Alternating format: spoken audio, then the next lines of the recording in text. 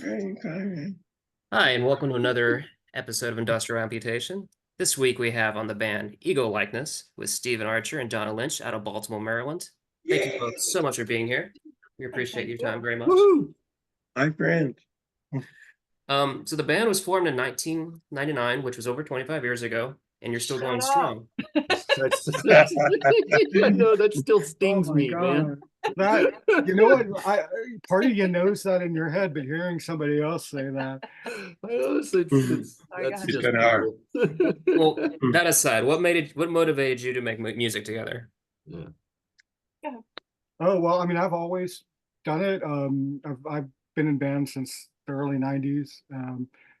And we got together and Donna went to school for piano and opera, and Mhm. uh, when she said, "Oh yes, of course, I sing. Of course you do. I write poetry. Of course you do." And then I read it, and I heard her sing, and I was like, "Oh shit! It's actually somebody who says they can sing and write, and they actually can do it." Um, Nice.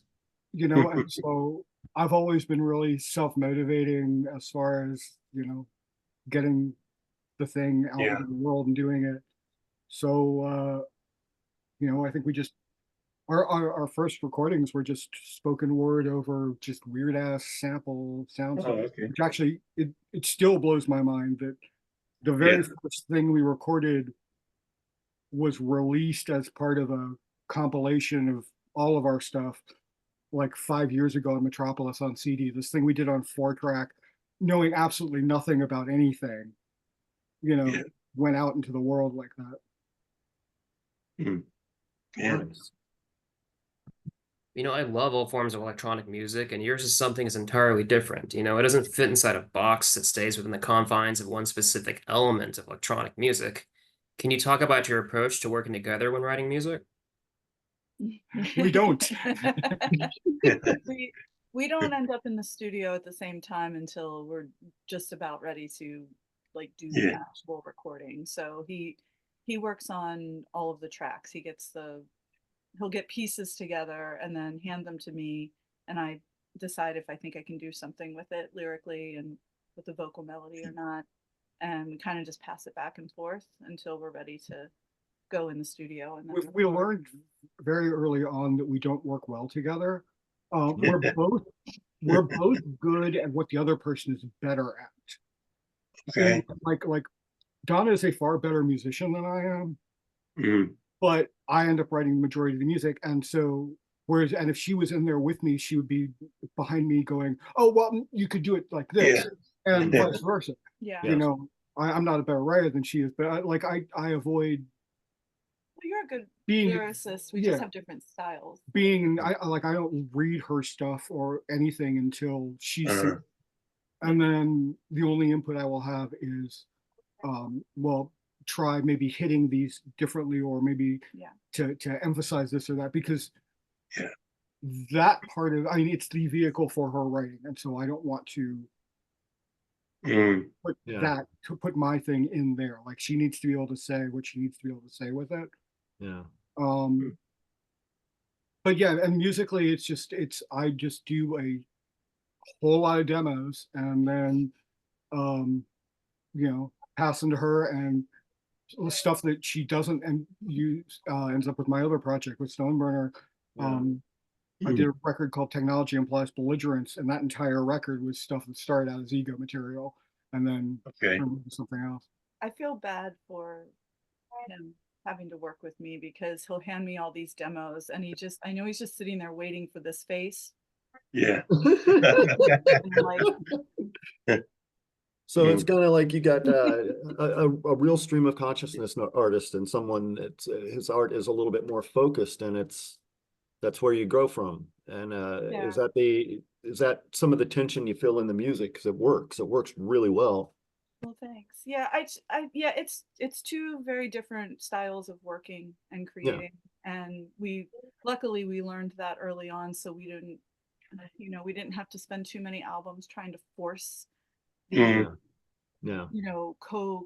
collaborating in the studio Yeah. at the same time. It was like, this is like we're just like I'm yelling and crying and he's getting frustrated and, Mm. and Oh, I've definitely especially, been there. well, yeah, and especially Yeah. since we're married. So, we do pretty good when we're out on the road of, keeping things in check. But, We're always our best on tour. yeah, but Yeah. when we're in the Mhm. studio, all that household stuff is going to come into Yeah. play. Well, Oh, that's a birthing area, and I Yeah. think a when big you're on thing tour, too- you're showing the stuff off, and when you're, Exactly. it's that's really impressive though to have somebody doing that. When you've got two people that are that opposed in the Well, way I that they think a work. big part of it for Yeah. me is because I have spent my whole life making stuff. I make lots of it. And one of the things that is a center point to my process is that I don't make judgment calls on the work as it's coming out, as I'm doing it. Every piece I do, every painting, every whatever, I will it my only concern is, does it function the way I want it to function? I'm the way I always explain it to people, like, you don't get to know if it's good. Mhm. The only thing you ever get to know is, does it technically work? Is it balanced the way it's supposed to be? Are all the boxes checked? Yeah. So Mhm. for me, I just, every single thing, regardless of how different or whatever it may be, I just do it and then put it into a box, and then it goes out with whatever makes sense for that box, Yeah. like whatever project makes sense for it. Um, Whereas I think Donna is very much she has an idea in her head of what she wants, either what she wants it to be or what she definitely does not want the thing to be. Mhm. And so it's figuring out how to get those two things to work. Yeah. I don't have the vision that he does. Like, he can have a bare bones thing and see a million different places it could go.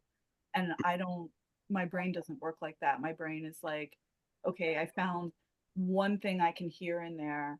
And then once Yeah. that's in there, it's like an earworm and I can't get out of Yeah. it. And so, and I can't imagine a future where this thing exists, in final form. So Whereas it's, for me, it's funny. very process oriented.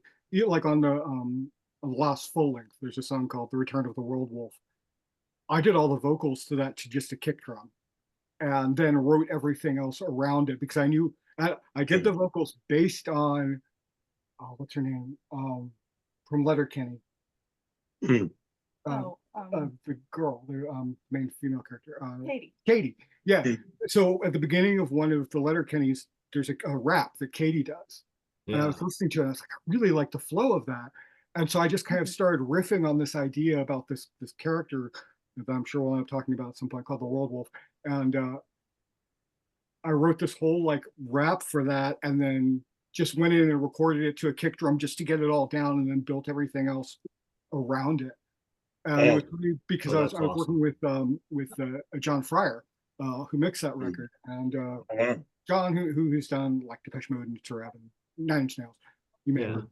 Yeah. And but Yeah. this was our first interaction, and so I wrote him this, and I was like, okay, so because I'm a visual guy, and I was like, okay, so kind of Pink Floyd The Wall, think about like this kind of thing. I'm like, so here's the part where this character, okay, he's on top of a building, and then he comes down on this elevator, and the walls fall away, and it's a giant rave. That's what's happening in this part of the song.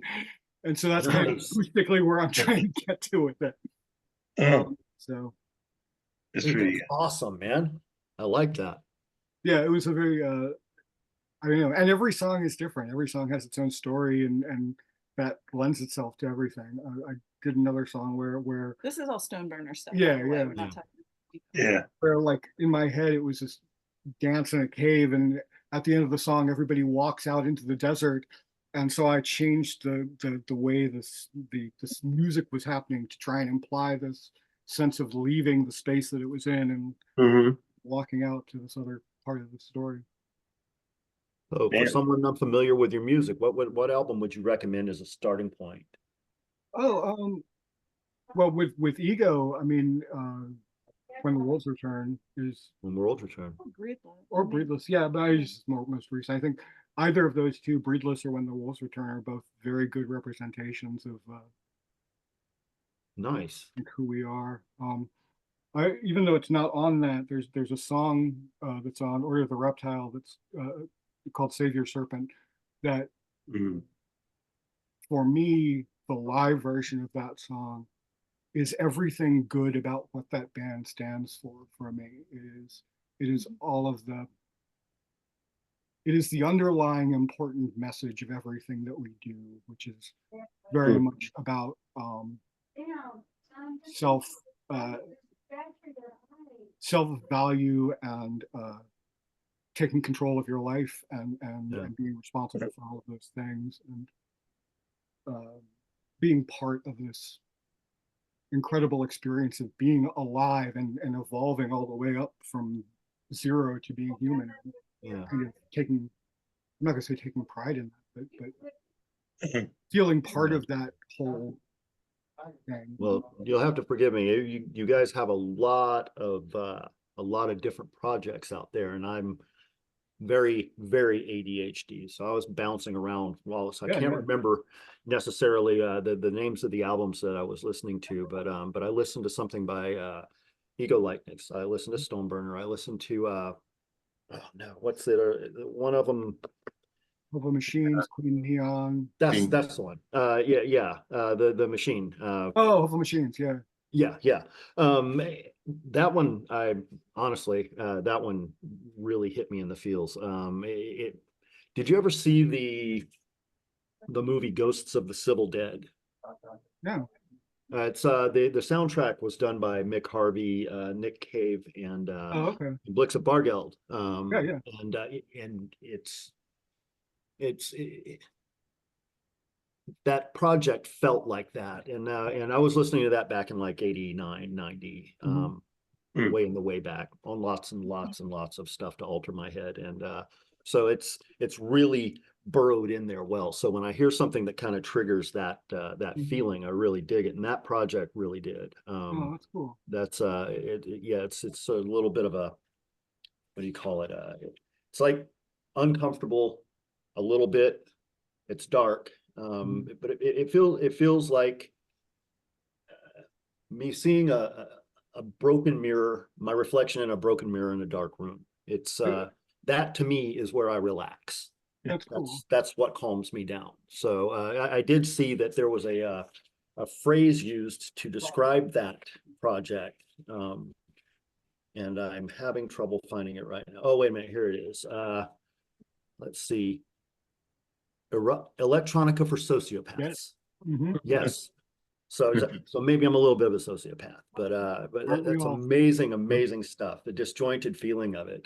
Not that I don't like the other stuff I was listening to, but that one really pegged me in the back of the head. Well, So, yeah, it is what you make it, and that project can be. I mean, the entire point of that project is just to be whatever, the clearinghouse for whatever. Like if I really feel the need to write a 15-minute song with one note in it, then I'm going to do that and put it out. But I mean, like I'm a big fan of what I always call put up or shut up yeah. with for myself. Like giving myself assignments. Like so as a painter a while back, I was just like, all right, Mr. Painter guy, you think you're so good? Here, reproduce these Rembrandts, or Mm, do Yeah. these.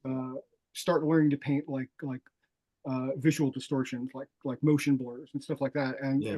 with Hova Machines, I will often, the albums usually start out with a specific idea. I think that one of my very favorites is called A Shadow the Size of Everything, and it was during a really Thomas Ligotti dark time, and it started out with this image of an ocean of TV static and Mm. sounds and pieces of songs kind of rising up out of it and then disappearing back into it, and Yeah. seeing if you could take that and make it feel like you're just almost kind of like Last Rites by Skinny Puppy. Like that's another one of There those you go. where it's so incredibly abstract, but once you listen to it a few times, all of a sudden you start getting seeing the underlying sense to the whole. Yeah. I also had an experience on mind altering chemistry back in about '89 with Last Rites. It actually keyed me into this idea, because specifically with Mirror Saw, where I was listening to it and I was like, this is really this is only a song. It's not really a song. It's a whole bunch of sounds that are in a row that are bookended.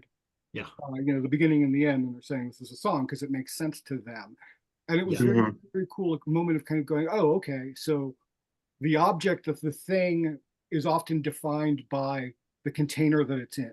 Yeah. Like, you can put 20 objects on a table, tell somebody it means something, and they're going to figure out what it means to them. Yeah. And being 18 or 19, that was a very valuable lesson to learn as an artist.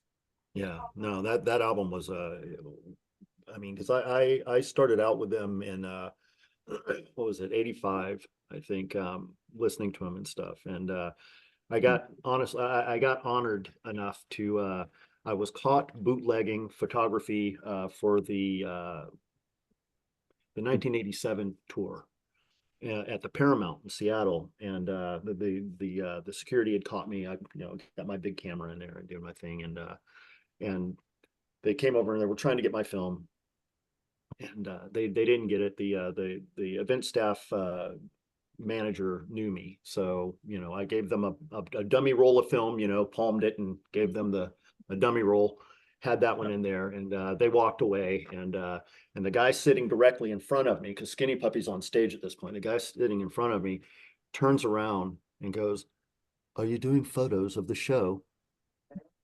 And I'm like, "You're Ed Caspell." And he goes, "Yeah, are you doing?" I'm like, "Yeah, I still have my film too, and I got pictures of you." He's like, "Do you want to come to Portland and shoot for me there?" And I'm like, That's awesome. "Yes, absolutely, just absolutely." And so I ended up getting out there and to Portland for that next show. I'm like 17 or 18 years old, and on stage with him. But yeah, the watching Skinny Puppy work from the stage, watching Ed Caspell work from the stage, because I was on the stage doing photography at the Portland show.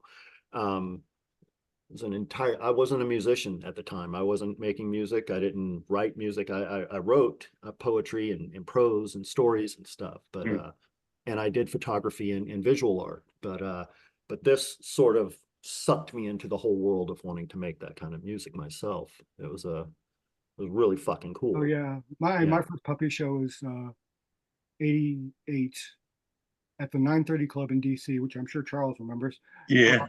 On the Vivisect tour, and like, it just destroyed me. And it was such a cool experience, because I remember thinking, years afterwards, I was like, God, that was so good. Can it really have been as good as I remember it being? I mean, it's actually available online on YouTube, that show. Yeah. And I was like, no, that really was as good. And oh my God, their shows initially, I mean, because the first one I saw was the Dig It Bigot tour with Severed Heads at the Hub Ballroom in Seattle. It's a college campus thing, and oh my God, it was a nightmare. The main snake for all the power was running from the front of the stage through the crowd to the back wall, and it got unplugged during Tom's Severed Heads set. And he was like, "Oh, I've always wanted to be an acoustic act," got everything. This is more fun than being raped by a refrigerator, something to that effect, and just hysterical. But I bootlegged that show too. I don't have any of the pictures left, because drugs were really good back then. And speaking of that kind of thing, from DC. DC, there's a big crossover between the punk scene and the industrial scene. I'm not leaving. I'm just going to be right back in 1 second. Yeah, no worries. Okay. She's over it. So once he's gone, You're going to hear I'm just going out for smokes. Yeah. So there were pits, and I loved it at all the industrial shows. And MC 900 Foot Jesus came through, and we had a pit at it. Oh. And I remember somebody did a stage dive off of that, knocked one of his MIDI cables out, and so it was covered in smoke. So we had to the smoke's clear, rehook all the cabling back up.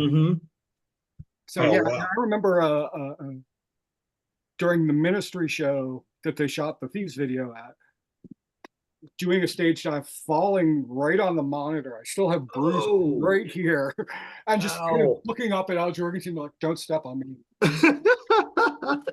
Wow. Oh my God, that's My other favorite one from that era was a pig face show at the Trocadero in Philly. Before Oh. I've since played there, which is an amazing stage, but Yeah. I got a good running jump, ran up the monitor, and did a front flip into the crowd off of that. And it was sort of didn't even intend to do it, but it was one of those great moments. Wow. At the Trocadero, man, that's Man. when you get up on that stage, you jump into the audience. It's a few leagues down, you know. Oh yeah, You're playing. Wow. Yeah.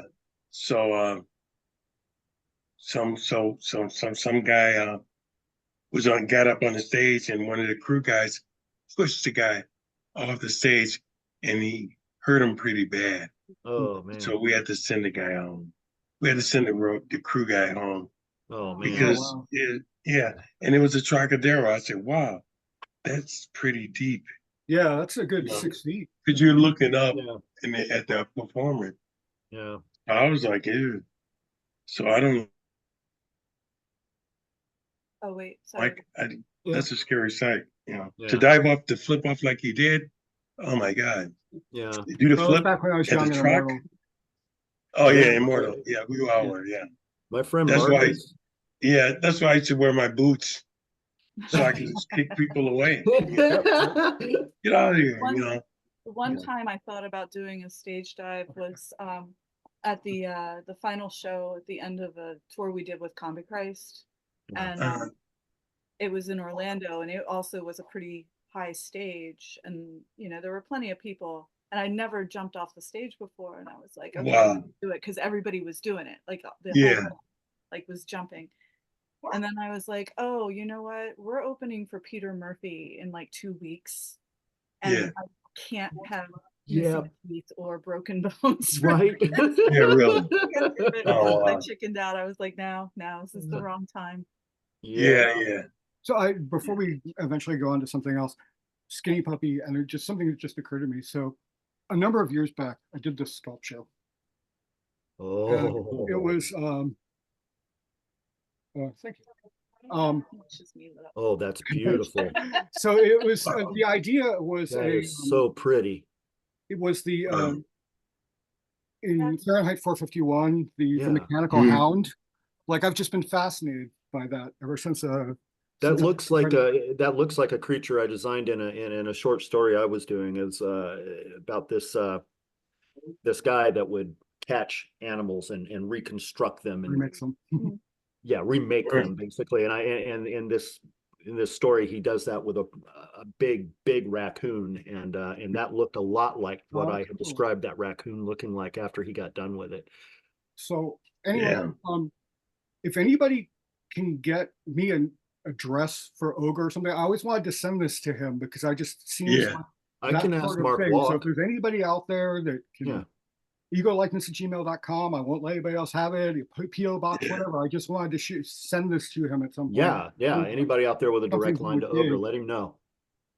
Yeah, Joey knows. Yeah. I can reach out to Mark Walk and maybe Oh, do awesome. something. Yeah. But I'm sure we've got some viewers out there Yeah, I that, figure that somebody have must a have more something. direct line. Like, for as much of a fan as I am of that band and his stuff, and I mean, to say that they are an influence on every single aspect of my art is not an understatement. And Yeah. I have never actually met any of them. You know, I've been to their shows for years, but I never actually. And being in our industry for the last Mm. 25 years, apparently, Yeah. and we just have never crossed paths. So I just have never had a way to get that to To the them. Ogre, yeah. All right. Wow. Well, you guys heard it. Anybody out there with any information about how to get that piece to Ogre, go to our Facebook Thank page. you. Let us I will know. hook you up with some art too, something, you know, whatever. Yeah. Excellent. You do a lot of good stuff. Thanks. Yeah, Saving. I gotta see more of your work, man, because holy shit, that's fucking beautiful. Oh, thanks. Yeah, I've seen it. Yeah. Listen, you over there bragging. I've seen it. I've seen it. Bigcartel.com, and that's got all my artwork at it. And Oh, you're on Big Cartel too. Okay. Yeah. All right. Excellent. Yeah, we'll make sure that we're sharing some links for that for you Yeah, guys too. Yeah. Yeah. So, so when Joey? you, so when you guys gonna go out and do some more shows? Well, we have When- next weekend. So what is that? The 19th or 20th, 21st? Friday. Yeah, Friday Friday. is Dark Force Fest up in Parsippany, New Jersey. So Yeah. Oh, that's You'll be up there with Daryl Hill. Yeah. yeah, we're doing Yeah, well. I'm actually doing a panel with him. Oh, right on. Oh, you're doing a panel? Yeah, I didn't know it, and it's not official. He just Oh. invited me. He was like, "You need to come in and see." Yeah, I did a cover of Bela Lugosi's "Dead" with him. Oh. Oh, yeah, that's right. Yeah. Yeah. Okay. Yeah. So Yeah. both bands are playing at Dark Force. Yeah. Nice. And then we have a couple ego shows in Cleveland, St. Louis, and Nashville. And then ego is playing at Fixation, which is a festival up in Detroit. Yeah. Falls. So that's the next run. We we haven't been doing a ton of ego touring. We went out last summer and went to West Coast and back. Yeah. We just writing new material for it's just kind of been on the back burner. So Yeah. kind of wanted to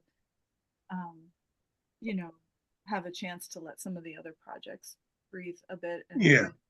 other things on That's the road. nice. So I mean, there's Well. more to come. Like we're not done with it. We've got a bunch of other. I mean, then after that, we're home for like a month, and then we're going back out because we're doing.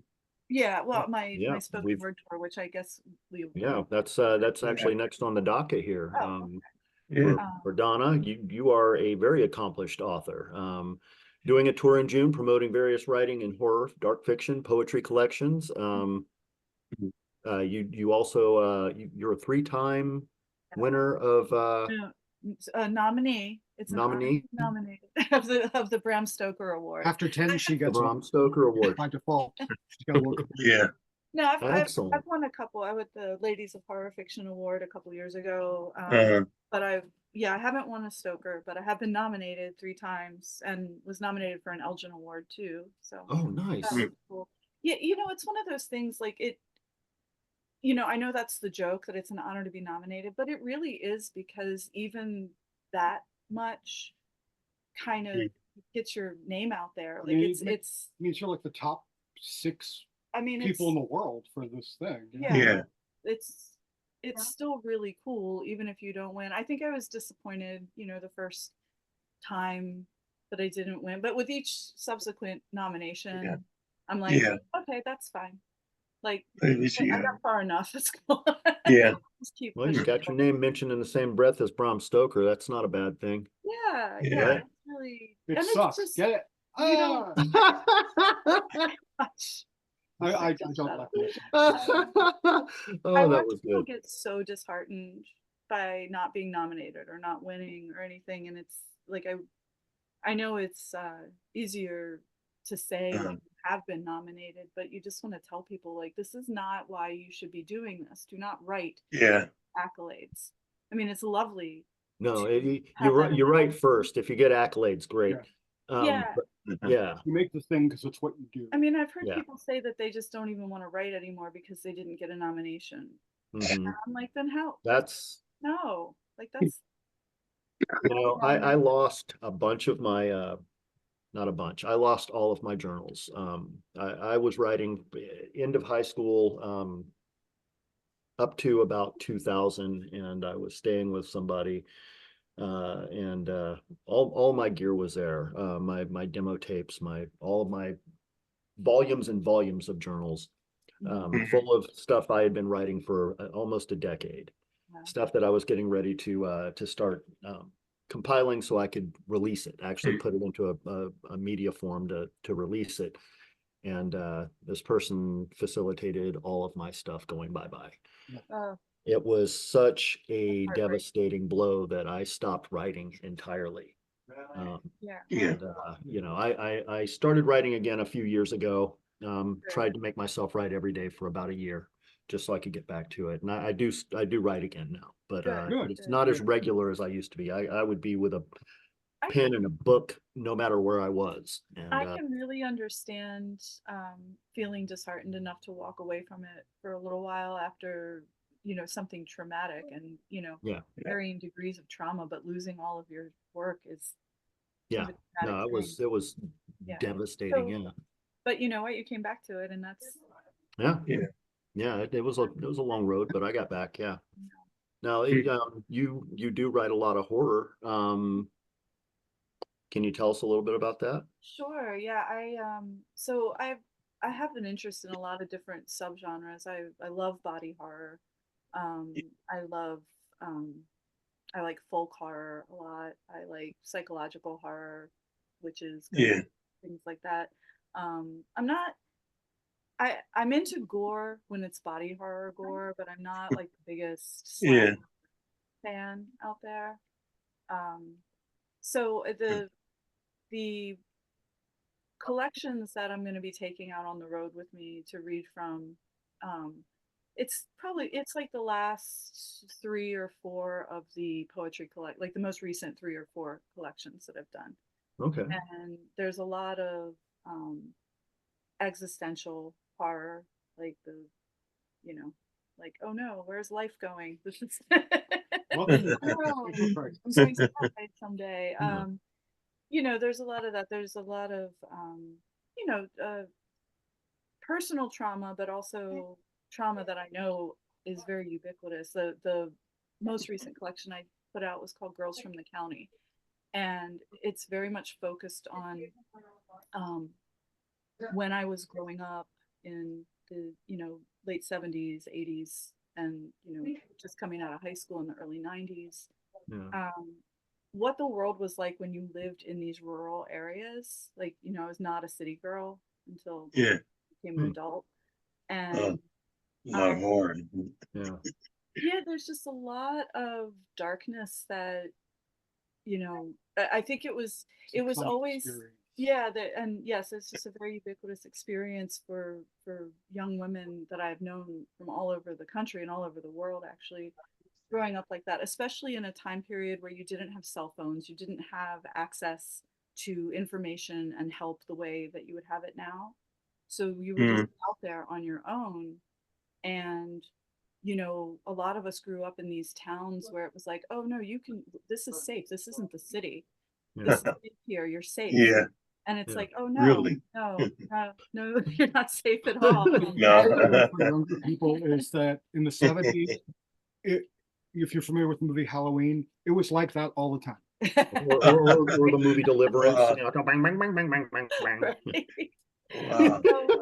So I write a lot of stories about that experience, but I intertwined it with folk horror and lore and Yeah. legend, because when you Yeah. take it back 100, 200, 300 years, they're telling the same stories. Yeah. Yeah. Yeah. Damn. A lot of horror. Something went- tells- Go ahead, dude. Charles. Yeah, go ahead. No, I was go gonna ahead. say that something tells me that you're probably a big Clive Barker fan. Oh yeah, yeah, I love that. Yeah. Absolutely. Hmm. How about Miss Rice? I really love her stories. I'm not as big of a fan of her writing style, I The Needle guess. Stott show is very. Oh yeah, the reboot that they've done of Interview with a Vampire Hmm. on I guess it's ABC, I think.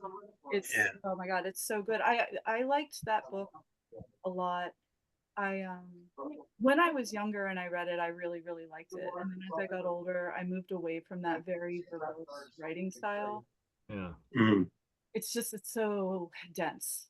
It is very dense. I mean, she was one of my favorites for the longest time.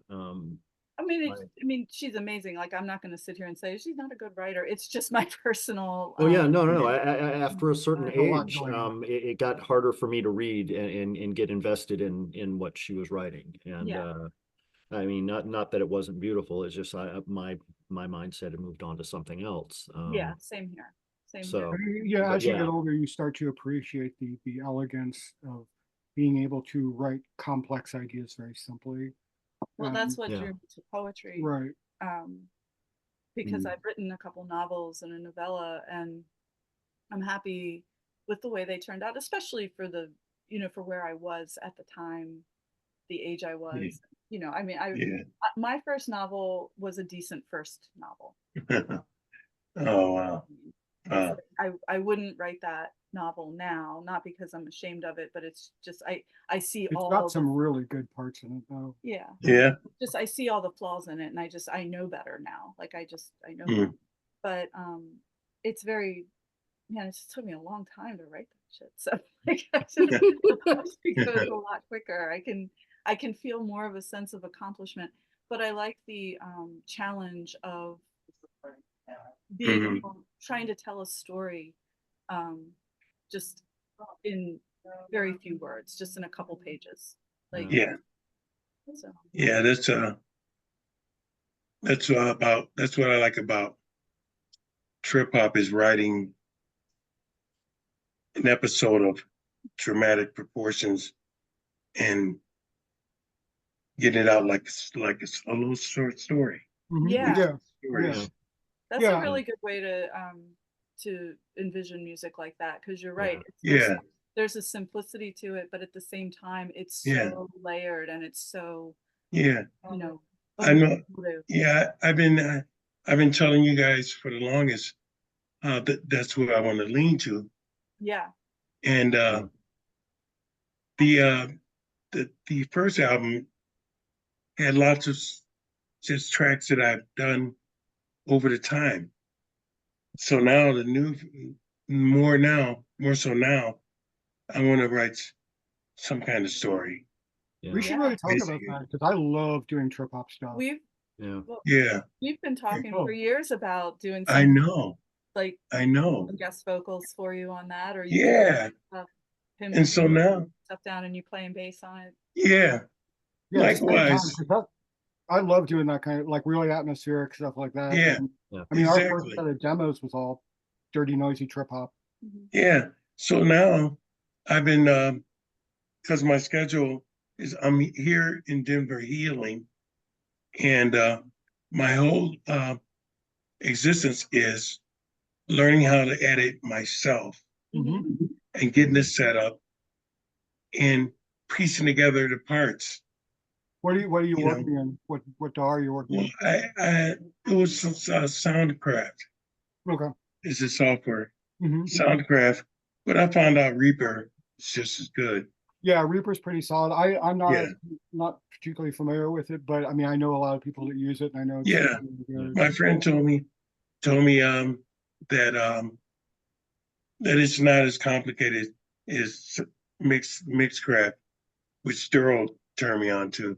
Yeah. But at least I'm making the effort to do it myself. Yeah, absolutely. And you know, No. once you get, and you've already got the ear for it, and once you kind of get the hang of just, it's almost like Yeah. once you learn the vocabulary, then Yeah. you figure the rest of it out. Like, because that gives you the ability to kind of go Yeah. on and be like, how do I solve this problem? Because once you have the Mhm. vocabulary down, then it becomes much easier to just learn how to do it. Yeah, mean, then I everything could be we do like with production is self-taught. you. Yeah. Man, if there's anything that I know that you want to know, let me know. Yeah. I will Well, tell you now whatever. I'm walking now, Danny does everything for me, my fiance, and she's to me is the executive producer of this and this production. And with these guys, I can't lose, keeping me productive, In Chicago, I was a statistic, but here in Colorado, I really take time to know my doctors and everything, I'm You so need to happy. sit down with somebody and have them help you do an autobiography, because Yeah. I'm sure you've got, Mhm. I know yeah. some of your history, from Uh, way back. So, it'd be very cool. If only you had a friend who wrote books. You should go out Oh, there for like a week or Yeah. something, record it, and then have Donna write it up as a Yeah. autobiography. oh, wow. Yeah. Donna, how bad would you like to be known as a ghostwriter? Well, more like a co-author. There's a conundrum there. Not that I want to be known as a ghost. I don't know how to answer that. Oh, but man, that's I would- awesome. I would love to do that if you ever decide you want to do that. Yeah, You let me know. yeah, that's my girl, man. God, Right I on. it's so I man. good won't to make see up you for guys. crap. You guys heard it here first. You guys look so good together. I mean, I'm trying to think the last time I saw you guys. It was Well, it's been a while. Let's see. it's been a while. Probably in Chicago. I think we were at what is it? Livewire. What was that called? Yeah, Five Wire Livewire? maybe. Maybe Livewire. I don't know. Oh, yeah, that's right. Yeah, Livewire. Probably the last time we Yeah. saw you in person. Yeah, Yeah. because Martin was speaking. Yeah. Yeah, That was when we met Steve. Right. Yeah, we met Yeah, Steve we Silver met Steve that Silver, night, yeah. oh yeah, it's Steve Silver. Mhm. I've known Steve for years, man. Oh, he's He- amazing. He's going to be doing a couple of the spoken word dates with me. Oh yeah. Oh, Yeah. okay. So. Word. Steve, God, we go way back. Mhm. Steve Silvers. Yeah. Speaking of writers, I mean, for those of you Yeah. who do not know who Steve Silver is, he's a phenomenal writer, and he was Uh-huh. security for ministry Well, he and did tour everything. management, something like Yeah. that. But yeah, he's got look his stuff up because he's an amazing writer and he's got For the fantastic listeners, stories. yeah. Yeah, Not that we're Right not. on. Yeah. No, You know. you may not. Yeah, yeah. Yeah, no, We- for anybody we- watching, yeah, check him out. Yeah, I had It's amazing, inserts man. of short stories that Steve was probably in the same moment, you know. Oh yeah, With Jolly Rogers, you know, and I stuff. remember Jolly Roger because of the pig face tour videos Uh-huh. from like Yeah. yeah. Oh yeah. Glitch So, and yeah. son of a Glitch, glitch. that's the word, yeah. Oh my God. Yeah. So I get up, I get to do my my typing, doing some do some stuff for the book, and then I spend the time on my my mobility, my playing and stuff. I can still play. It's just not I just want to play live, Yeah, Yeah. I Okay. saw some videos, and you guys don't have a B player. You don't have a bass player. No. But you guys are so good, man. We always wanted you, except we need a bigger van. We Yeah, just that's the problem. we can fit all four of us, all of the gear, personal stuff in our minivan. But that's Yeah. so That's let's go right on the top. I'll be on the trailer. That was literally the only reason. It was like, well, we just can't fit a fifth person. Oh, I man. know. I think one of my favorite moments was right after we met you was playing a show in Kansas City, I think, and looking over and watching him from the side of the stage. This Yeah. big crowd. So I was like, holy shit, like he actually is enjoying this. Yeah, You know? I remember that. Yeah, in Kansas City, Mhm. I drove. Well, I drove to that gig. Right, Oh, yeah. Chris Harris left me Oh, in Chicago. Blah blah blah. Man. So I had to drive the guitar player to Kansas City in a pickup man. truck. Oh my And he God, was I drunk. remember that. Yeah, I remember that. You remember I pulled up and you were there, Mhm. and I was like, man, that was a trip. And the guy was drunk. He didn't play the show. Oh, no. He was so drunk, oh, he didn't yeah. play the show. It was a whole thing. Yeah, that was a whole that whole show was Yeah, was an adventure. yeah. So that was the moment, when I had both legs. I got to kick it around. I remember pulling up in the pickup truck and you're across the street and I can't see you, and I hadn't seen you in quite a long time. Yeah, You were far enough away, couldn't see very well, and I was like, "Who is this motherfucker waving at me?" Like you were like, I was Yeah. like, "Who's that?" Who said it? It wasn't until you got across the street. I was like, "Holy shit!" yeah, I haven't seen you in Yeah. so long. Well, I just wasn't expecting you pull up in the Pickup The truck. pickup truck, yeah. You're looking for pickup truck. Pickup truck that that that was nuts. That I had to clean it out because the sheriff's he stopped us, me and the guitar player. Mhm. He stopped us and he says, "Where you guys going?" And this guy was drunk. And he looked at the guitar player and he says, "You don't say a word. You've been drinking." That was it. And he said, "So what are you guys doing?" And we just going to Kansas City. We got to get there, and told him the story. And my drunk guitarist says, "Yeah, he's in this video here." And it was a video, Pigface, a video of Pigface. And police officer looked at it and they told him, "You back up. You're getting me drunk just standing by you." And yeah. And he looked and he says, "So that's you?" I go, "Yeah, you know." He says, "Oh." And and he let us go. We had to get a hotel and we had to crash in a hotel. Otherwise, and there was a fog that was so thick. It was like thick fog from Rue Morgue. Oh, wow. And there were on the troopers, there's about 8, 10, 20 troopers standing there. And Wow. and I told them, "Listen, I'm just going to do a show, man." And so we had to they took us to a hotel and we got a hotel room and slept till the next morning. And then he woke up with a bad hangover and he was irate. It was like, "Cool down, man. Let's stop and get something to eat and clean out the truck." He emptied bottles, 2 garbage bags full of empty Holy moly. bottles. Yeah. My Yeah. God. Yeah.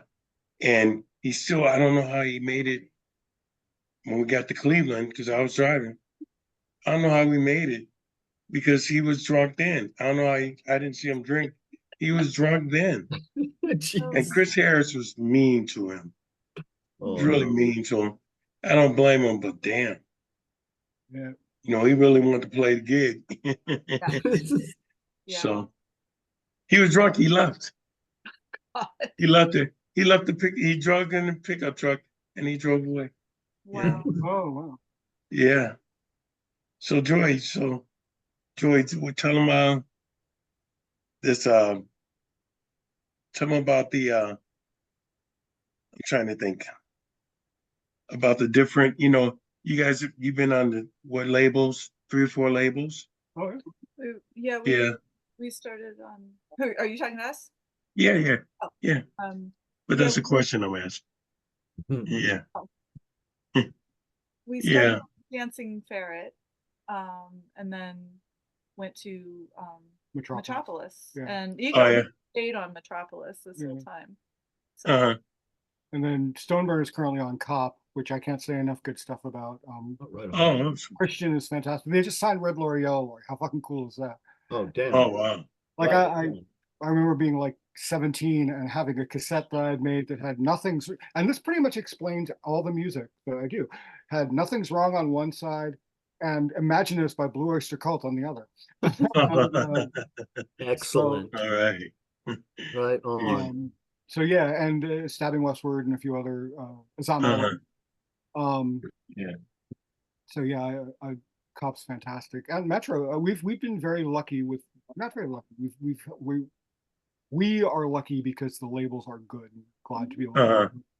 That's cool.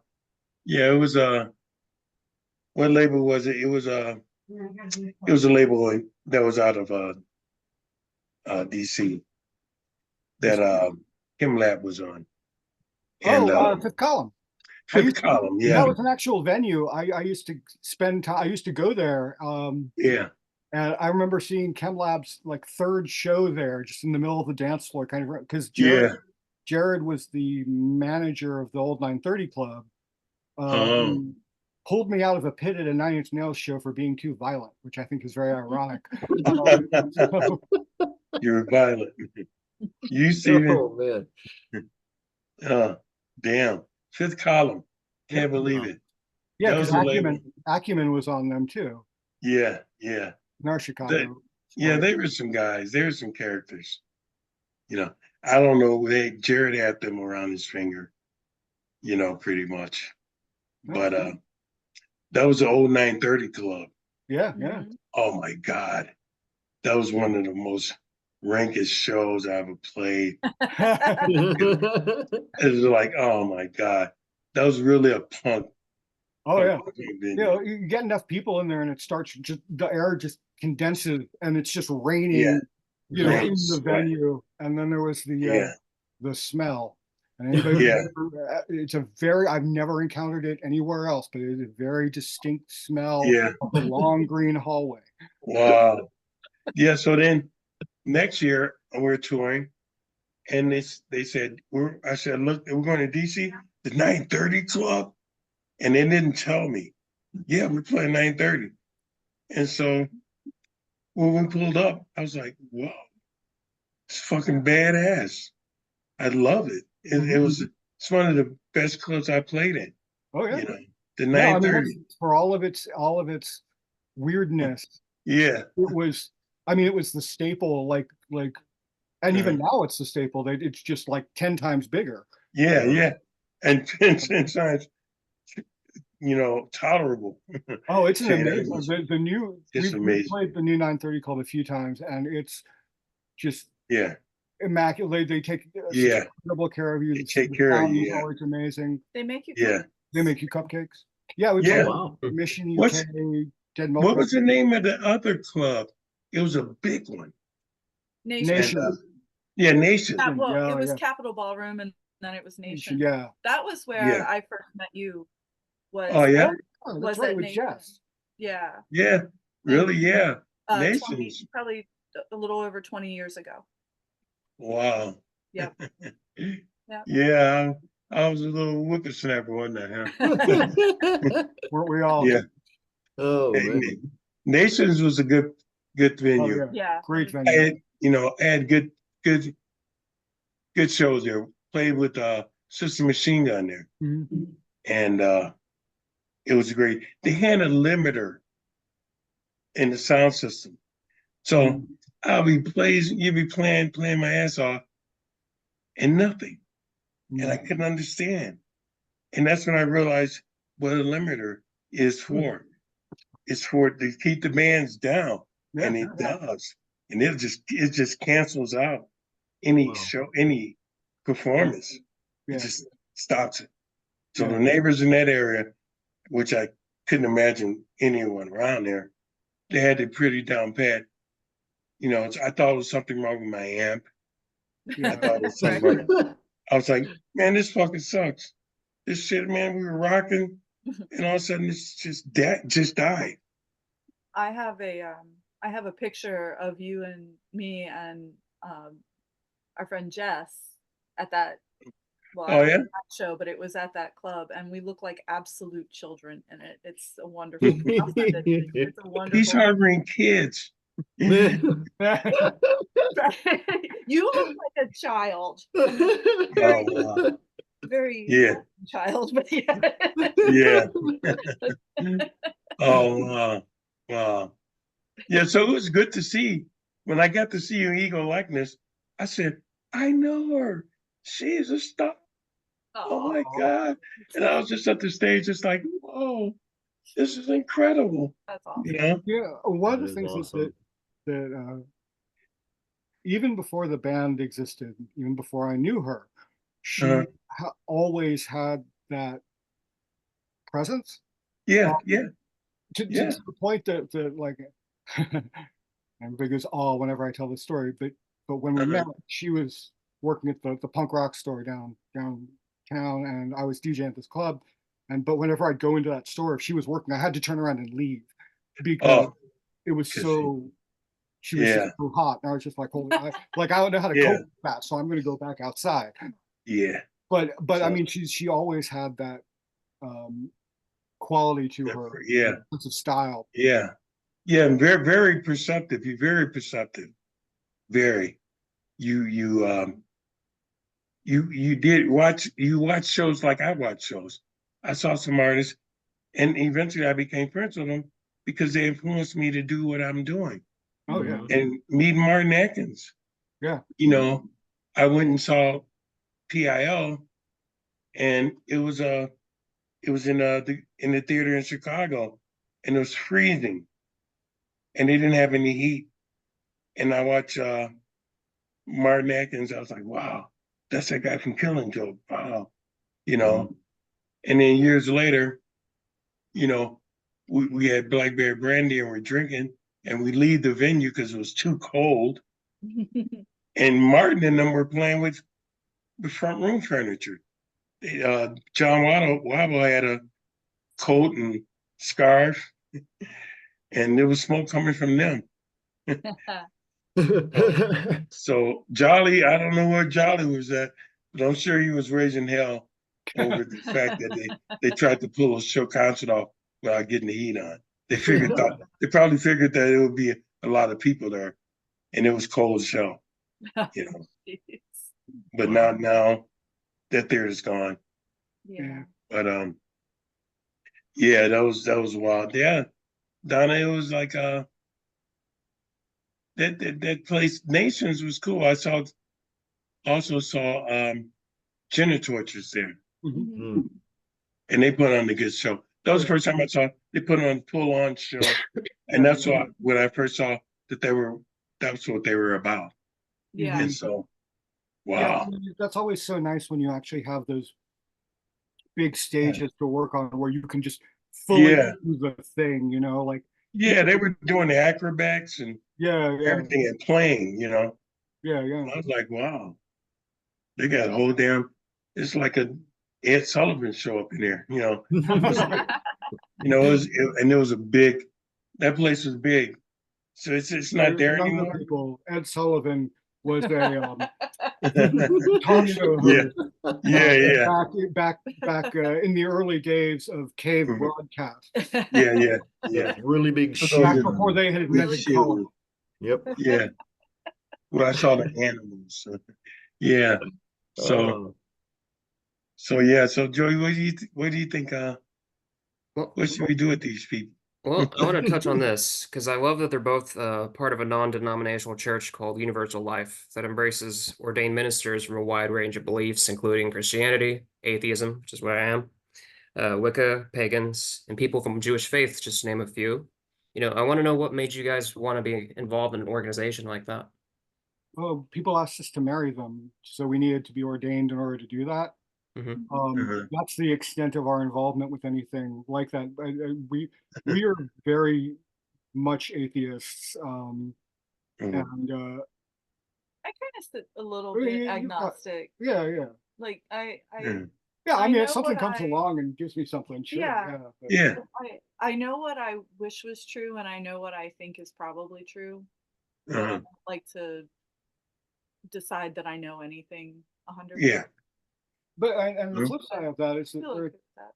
I think we both have contrary ideas. Like in my head, I'm like, yeah, ghosts cannot exist, but I think that they probably do. Yeah. Yeah. You know, like Yeah. I don't believe in ghosts, Same. but they exist. I mean, I've made Yeah. a whole career. No, out of that's a sign of extreme Yeah. intelligence when you can have Made a opposing career. opinions in your head at the same time. Yeah. That's Yeah.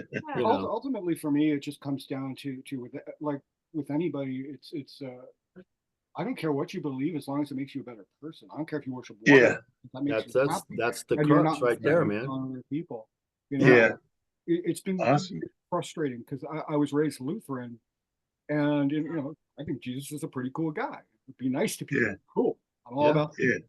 And Yeah. so it makes me very sad to see what certain groups Yeah. of believers have taken that and just flipped it and made it about Mhm. all the things that we're not, you know, and it's like Yeah. it's no longer about Yeah. like you know, the golden rule. It's just Well, about they trying to say be better than other people. do what they will It's awful. shall be the whole of the law. Make a big quilt for the hole in the wall. You know. Yeah, raise the It's- water level for everyone. You Yeah. know, Yeah. like, You know, be good to people. That's right. Yeah. you know. Just don't be a dick.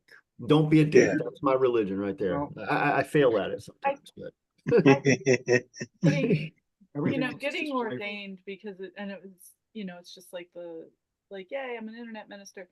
but doing that was it was work. But I really, even though I'm not religious, I really appreciate and enjoy the ritual aspect of things. And I think Yeah. Yeah.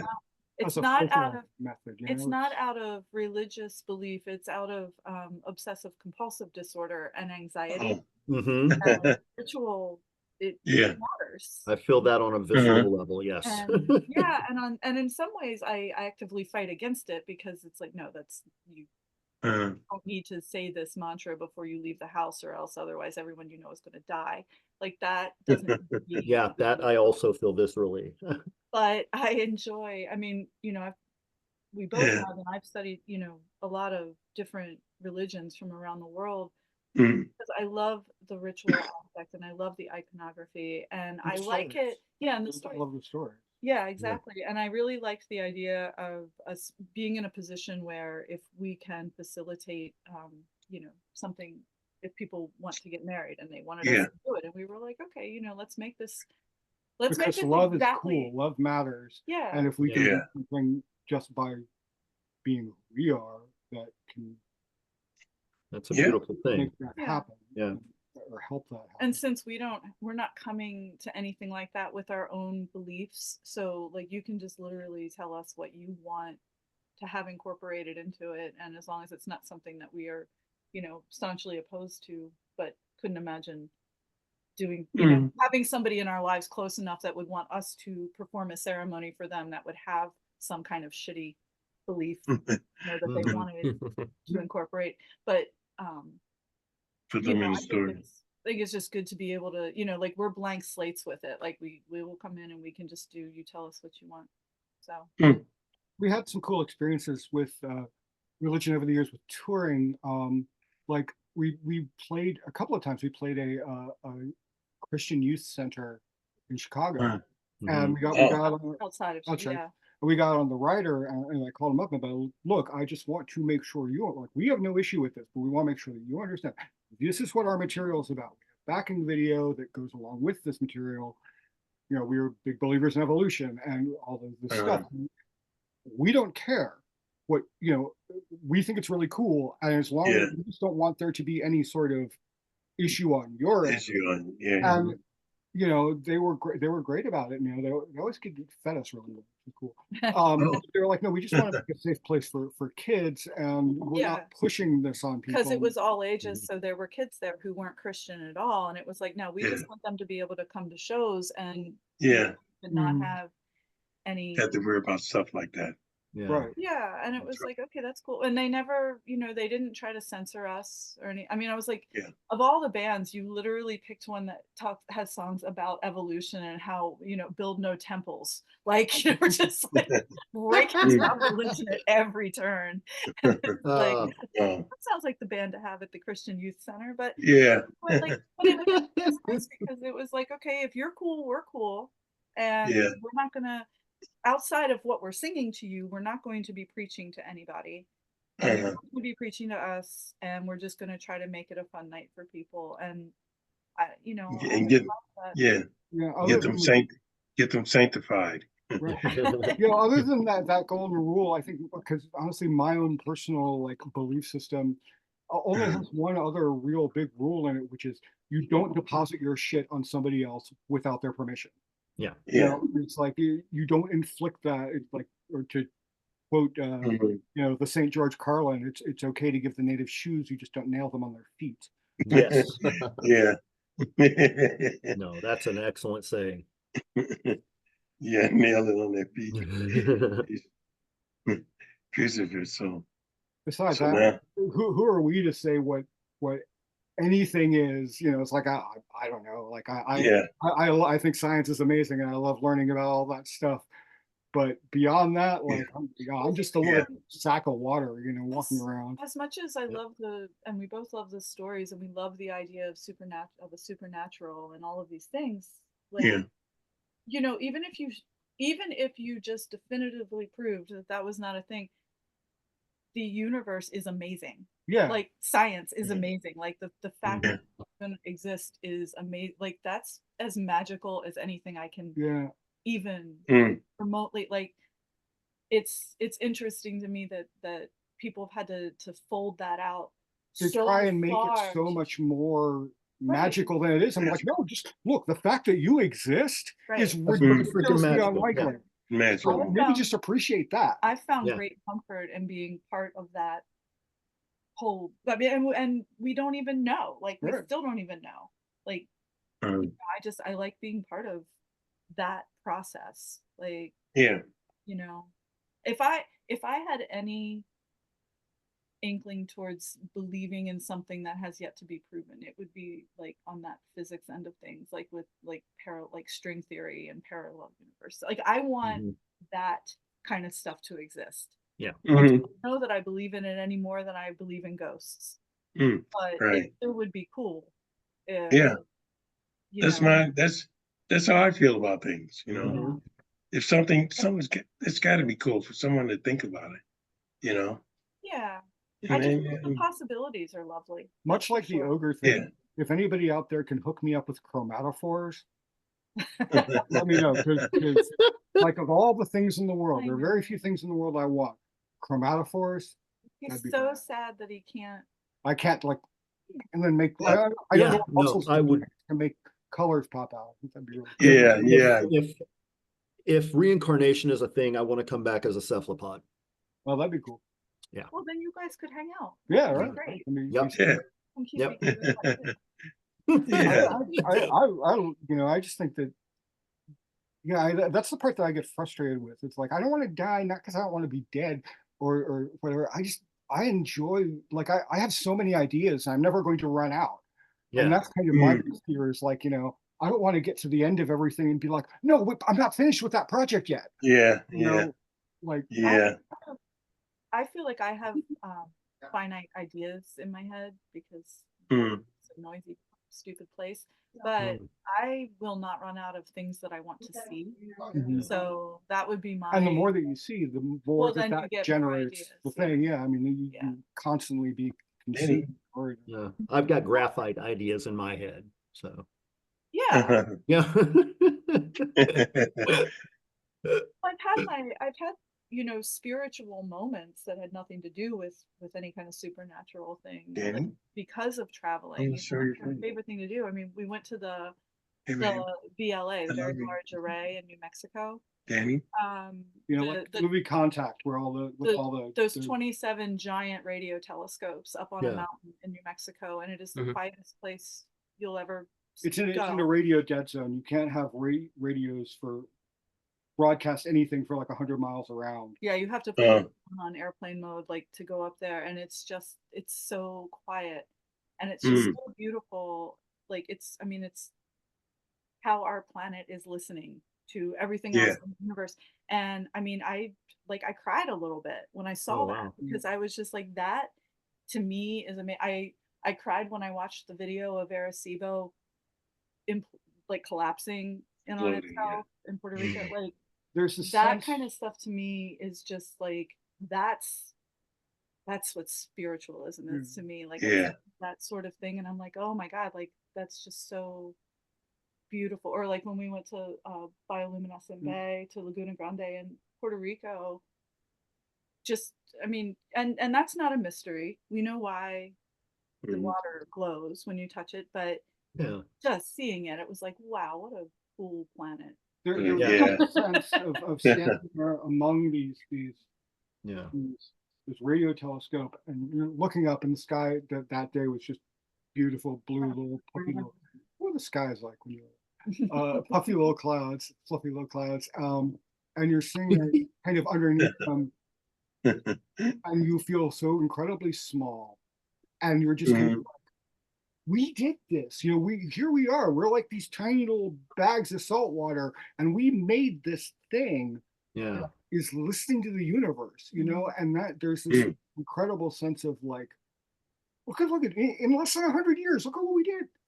You kind of want to be like, guys, hey, and then Yeah. you see, Check out what the amoeba are whatever, and doing. you're like, that's why the aliens don't visit. You're the ones ruining it for us. You die, and they're like, oh no, we don't stop there. Yeah. So Sorry about Yeah. that. Saw a cartoon about alien standing in front of a crucifix with Jesus hanging on it. Like, well, I think we need to get the fuck off this planet. Uh, We sent one of our guys down. Look what you did. yeah, really. We're out of here. Oh man. Donna, you openly advocate for an increased public understanding of both the creative potential of autistic individuals and the stigma that the community faces. Can you please elaborate on that? Well, we both, So I was diagnosed with ADHD and tangential autism back in the very early 80s, before ADHD actually had a diagnosis. Mhm. I still feel awful that a doctor went to my mother and said, your child has minimal brain dysfunction. And eventually that got turned into ADHD, which got turned into spectrum, you know.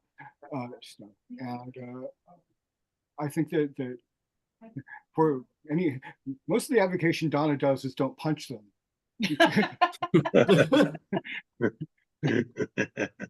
It's not their fault. They're trying really hard. Please don't hit the autistic. I know. now, you know, I talk openly about a lot of mental health issues, and you know, so I am, you know, I've been very open about the fact that I have bipolar disorder and, you know, generalized anxiety and OCD. Yeah. These are not self-diagnosed things. Like I am on medication and I've been in therapy for years. Yeah. And so, you know, kind of going back to the very beginning of this whole conversation and talking about like working together in the studio and just working together, one of the biggest, you know, hurdles has been that we speak two different languages, essentially. Things that, you know, he being on the spectrum, you know, that like he's so logical, you know, there's just, it's like, well, this is what you said, this is what I'm doing because this is what you said, you know. And whereas I just have a completely different kind of brain, where my brain, you know, I had to work out of being passive aggressive, like to get to a point where I say what I mean and I don't just infer things. But you know, like I didn't realize how much of my communication was like that until we were together. And he was like, I was like, why aren't you understanding what I'm saying? And then it was like, oh, Because you're not actually because saying. I'm not saying, you know. So it's there's a lot. And I mean, there's a flip side of that too. Like, and this is something I will get into with people from time to time. Well, hell, even my drummer at one point, you know, I was like, we're going on this tour. I would love for you to come along if you want to come along. And he was concerned that I didn't sound like I wanted him there. I'm like, no, I definitely want you there. But I'm also not going to try and pull you into something you don't want to do. Yeah. You know, or I will respond to people and it's always just, no, I'm just telling you exactly what I'm thinking. yeah. And because I think so many people are trained to read into this stuff, they will, you know, a lot of, you know, based on however their brain is programmed to with something open. I kind of advocate for him all the time because people have a tendency to misinterpret what you're saying, and I'm like, there is no between the lines with Steve.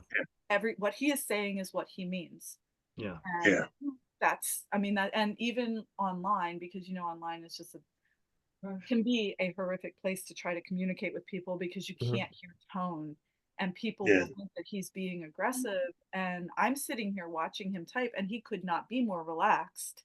There is no aggression coming through, but because his language is so plain and straightforward, like it's and having been with him for so long now, it's wild to me what I will see people reading in to what he is saying, when it's like, this is written word, there is no tone here, there is no inflection here. But it's almost like a reflection on that person reading it. Well, that's very much what like, it is. How attacked are you feeling right now, when he's actually said nothing offensive, nothing aggressive. But people I'm literally just trying to be helpful. Like you asked a question, I'm just trying to give you the answer. People are so not used to being communicated with in plain, clear language. So it's, you know, I think for me as somebody who is not on the spectrum, I have learned, I've taken a lot of good things away from learning to communicate, because I feel much more confident now saying what I mean.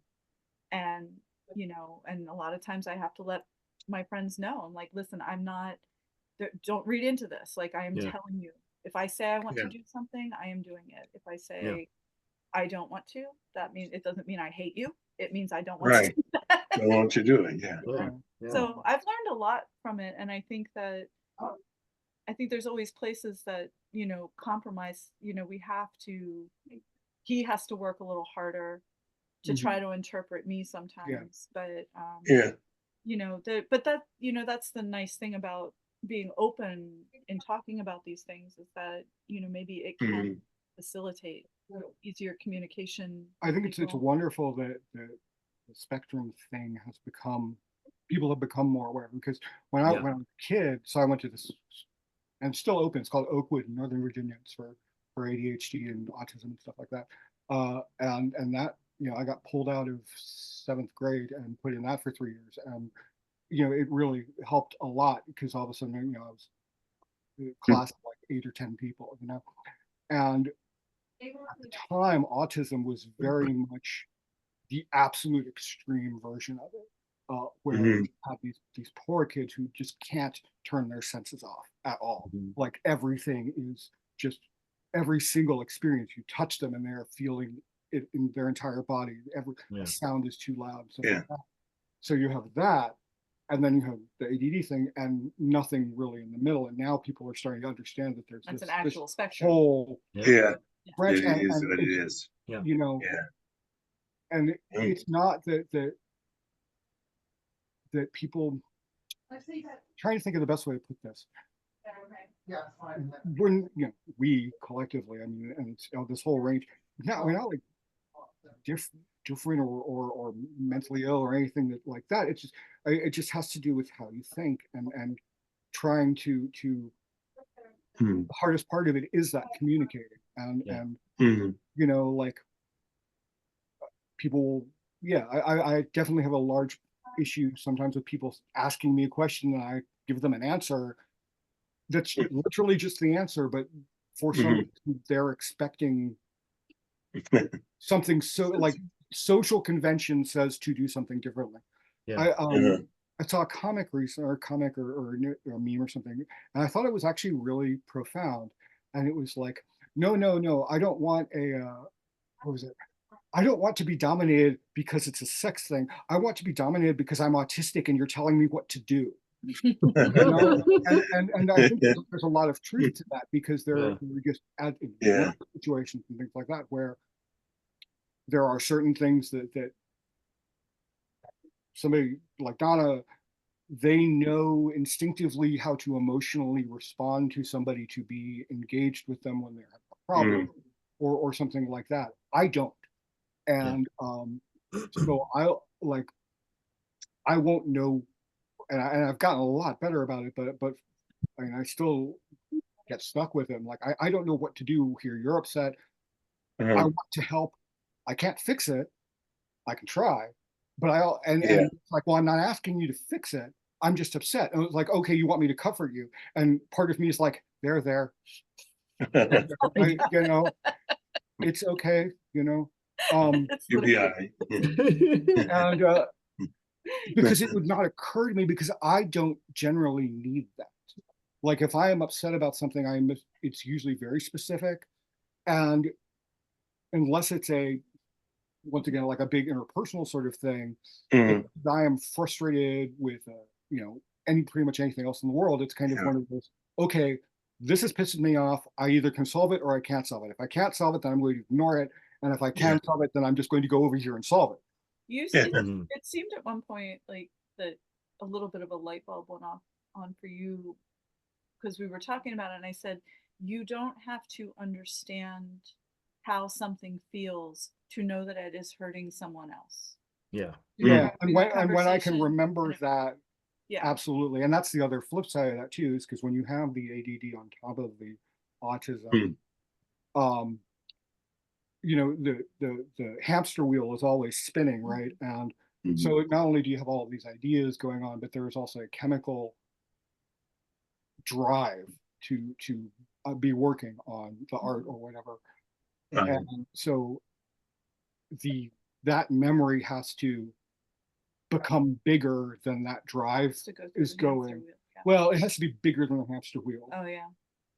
because otherwise it's kind of like, I don't know how to prioritize this. Yeah. And I need I need to figure out a way to get it to have as strong a chemical drive as the hamster wheel does. And that's incredibly difficult. It's like, I want to be here for you, but you don't understand that right now, everything in my body and my brain is saying, go do this painting right now. Yeah.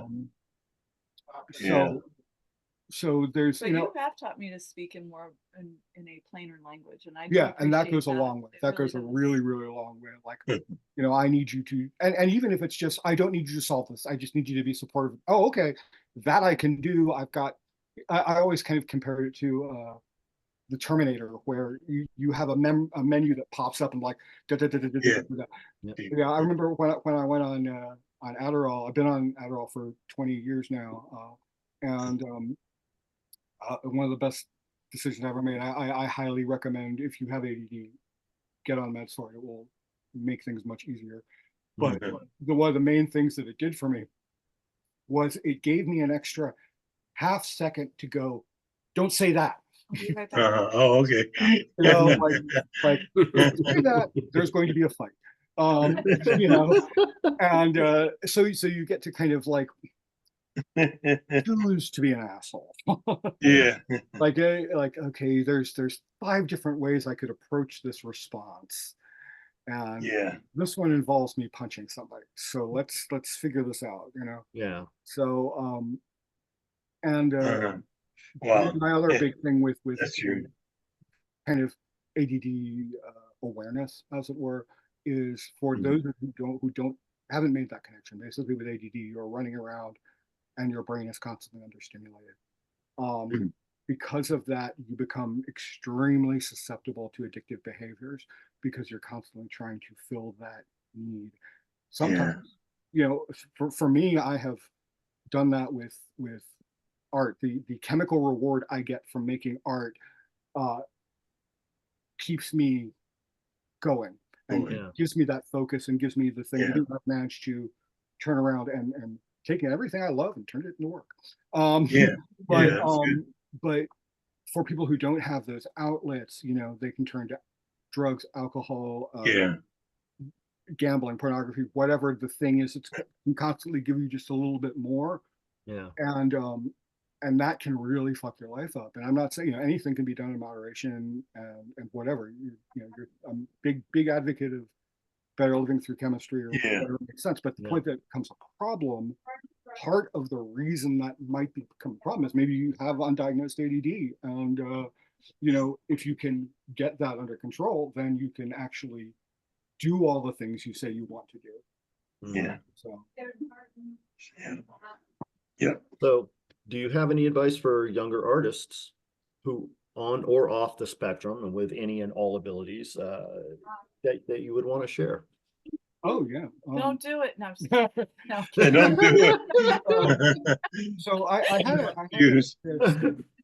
online mad at me one time because she felt that I wasn't being encouraging to artists. I was like, no, that's not true. I'm telling you the truth, because I would rather tell you the truth than have you get some idea that it's going to be something other than what it is. It is absolutely 100% not easy to do. Like, it's going to take infinitely longer than you think it's going to take, or that you think it should take. And by that, I mean 10, 20, 30 years. I mean, you never succeed. You just kind of get a little bit further along, maybe. Well, there's no, like you can't kind of go, I have achieved success. I'm like, cool, I wrote a song that went into space because of NASA, but I'm still poor. So like, I've worked with Alan Parsons' project, still poor. Still poor. Like, you get these really incredible moments. I've got a friend named Ted who does. He's a comic artist. Ted Wally does called Matilda. He does a comic book called Matilda and he's in New Orleans. And he's my brother, man, with all of this stuff. Yeah. We have this thing where it's just like, all right, so here's what we're going to boil down to. You have to figure out how long you're willing to suck from the shit pipe, because you have to, and what I mean by that is like you have to be willing to figure out how uncomfortable you're able to be Yeah. before like in order to do this, because the most valuable thing that you have as a young artist is time. Time to work as much as you can to live life, to practice, to do all of those things. And so you have to live, and so you have to figure out what the balance is between having a job that you may hate that gives you a whole lot more time, or a job that pays really well and gives you this much time. And so are you willing to have this really poor, low paying job and eat ramen noodles or suck from the shit pipe in order to have 4 days a week in order to make art? And honestly, truth be told, like, even though I think the formula is still the same as it's always been, if you want to be an artist, these are some of the things that you need to know, and these are some of the things you need to do. But the landscape has changed a lot. And I had somebody recently ask me, they said, I have questions about becoming a published writer and writing music and getting it put out and getting on a label. And they were like, can I pay you to talk to me for like an hour or two? And I said no, because honestly, everything I need to tell you about this, I can tell you in a paragraph. That there is no trick to this stuff. And also, I don't know. I mean, I feel like a dinosaur, like I'm entering dinosaur land, because I don't know how to do this stuff anymore when it comes to how to promote yourself. I can't, like, I tried TikTok and I hate it. I hate it. It's too much. I don't like it. No, just like, I mean, I'm not opposed to new technology. It's great. It's just, it wasn't made for us. Yeah, it's not. So it's for the same reason I could never use Twitter. I couldn't confine myself to a little tiny phrase. And so with TikTok, I can't really confine myself. Yeah. So like we can tell you how we have existed all these years. And we are not huge and we're not rich, but our living situation has improved over the years for a long time. And and some of that is because we worked hard, and some of it is just circumstances. So and isn't that the trick with all of this? Some of it is because you work your ass off, and some of it is because you got fucking lucky. I always tell people part of my job is social engineering. It is learning to seeing a situation. Like my last job that I had was 10 years ago or something like that, was at a computer store, and it was in this 3-story townhouse, and the second story was just full of stuff. And I was like, you should let me clean that out and let us move in there, because that way when we're on tour, there's somebody keeping an eye on our shit, and that way there's somebody at home at night keeping an eye on your store. And so you start to learn these ways of making yourself invaluable to people. But I mean, ultimately, one of my favorite Neil Gaiman stories is he's like, if you need to learn to be I think he said dandelion, but I always prefer shotgun. Same idea, where you need to make as much as you can, and you put it out there and forget about it. You make it, like I always tell young artists, I'm like, make it and give it away, make it, give it away, make it, give it away. Don't worry about, well, I'll never be able to make it again. It's your job to be able to do it again. Learn how to do it. Like, there may be something that you make that can't be made exactly the same way. And that's the stuff that hasn't changed with the landscape. Like that's part of it. It's like, I don't want to tell you how to promote yourself anymore. I don't want to tell you how to make money doing this, because there's just too many variables, and there's a lot of stuff that just does not apply to us anymore. But that's the stuff, like what you just said. That's the stuff that doesn't change. One of my very favorite, when I teach art, there's this thing called gesture drawing, and gesture drawing is when you are making very large movements to capture a figure. And one of my favorite parts that I love inflicting this on my students is I'll do a thing where I'm like, okay, you got 5 minutes to do this drawing, and then 4 minutes, 3 minutes, 2 minutes. Okay, you're going to be changing that piece of paper every 15 seconds. I want you to go and just Right. get as much of that form down as you can in 15 seconds. Yeah. And by the time we get down to there, you're so busy hating me that you're not paying attention, and your hand is just doing what it needs to be doing. Yeah. Yeah. Really And then good, we go man. back and we're like, okay, now you have 30 seconds to do it. And all of a sudden you realize how much time you have with that. And that's the kind of thing. It's like, I want artists, young artists, making so much work as fast as they possibly can, that they're not thinking about, is this good? Is it not good? Whatever. Yeah. They're just thinking about it and getting rid of it, thinking about it and getting Yeah. rid of it, thinking about it, get rid of it. Yeah. Because that's when you're getting better. You're not getting better when you're thinking. It happens in between all of the In thinking. between all this and that. Yeah. You know, it's like That my is very hand important. knows infinitely more about painting than my brain does. So my job is, it's like martial arts, you know, Yeah. do all of this practice and all this training so that when you need it, you don't have to think about it. Yeah. Yeah. And the same thing applies with artwork. Like the less, my space cakey explanation, and I don't literally think this, but it's the best I've ever heard, and I've heard a few other artists say this, of how it all works is Mm. every single piece of art ever, every song, every book exists out there in the ether in this platonic ideal, and Mhm. your job is to bring it through without fucking it up. And so Good, everything good. you learn is to facilitate that. The artwork already knows what it wants to be. It already knows how to be perfect. And so as you are working with it, sometimes you can make suggestions and you can talk to it and be like, well, what if we tried it this way? You'll go, well, yeah, okay, let's see what happens if we do that. Maybe that does work. But the more that you force it, and the more that you go, well, I had this cool idea, it's already kind of come through, I had this cool idea and it should be like this, and you force it into that mold, the worse it gets. Yeah. Because it becomes ego driven, and it Yeah. becomes about, Yeah. And you are making this thing as a reflection of you, and it shouldn't be a reflection of you. The last thing somebody should look at when they're looking at a piece or listening to a song is wondering about the artist. They should be looking at it and interacting with it and Yeah. responding to it, not thinking about you. It's not about you, it's about the thing. the Mhm. talking about being Wow. ego driven, the other thing that I have a lot of conversations with people about is that you really have to get that thicker skin. You can't do this. You cannot do this for a living. You cannot even do it as a hobbyist if you want to put anything you make out in the world and not be able to take criticism. And I mean, What you constructive make criticism. isn't you. Yeah, constructive criticism is great and that's wonderful, but Yeah. you're going to get so much. You suck. That sucks. I hate you. And you know, it's just like, wow, like that's extreme for a poem that I Yeah. wrote or a song Yeah. that I wrote. That's an Yeah. you know, like, Like, but wow, you're you that have to- invested in this that Yeah. you. but people, I mean, believe me, I would love it if the world were a nicer place, but you know, and Yeah. I am a big believer. I don't talk much about things that I think suck. I put my focus on things that I think are really cool and that I've enjoyed. Whether, Yeah.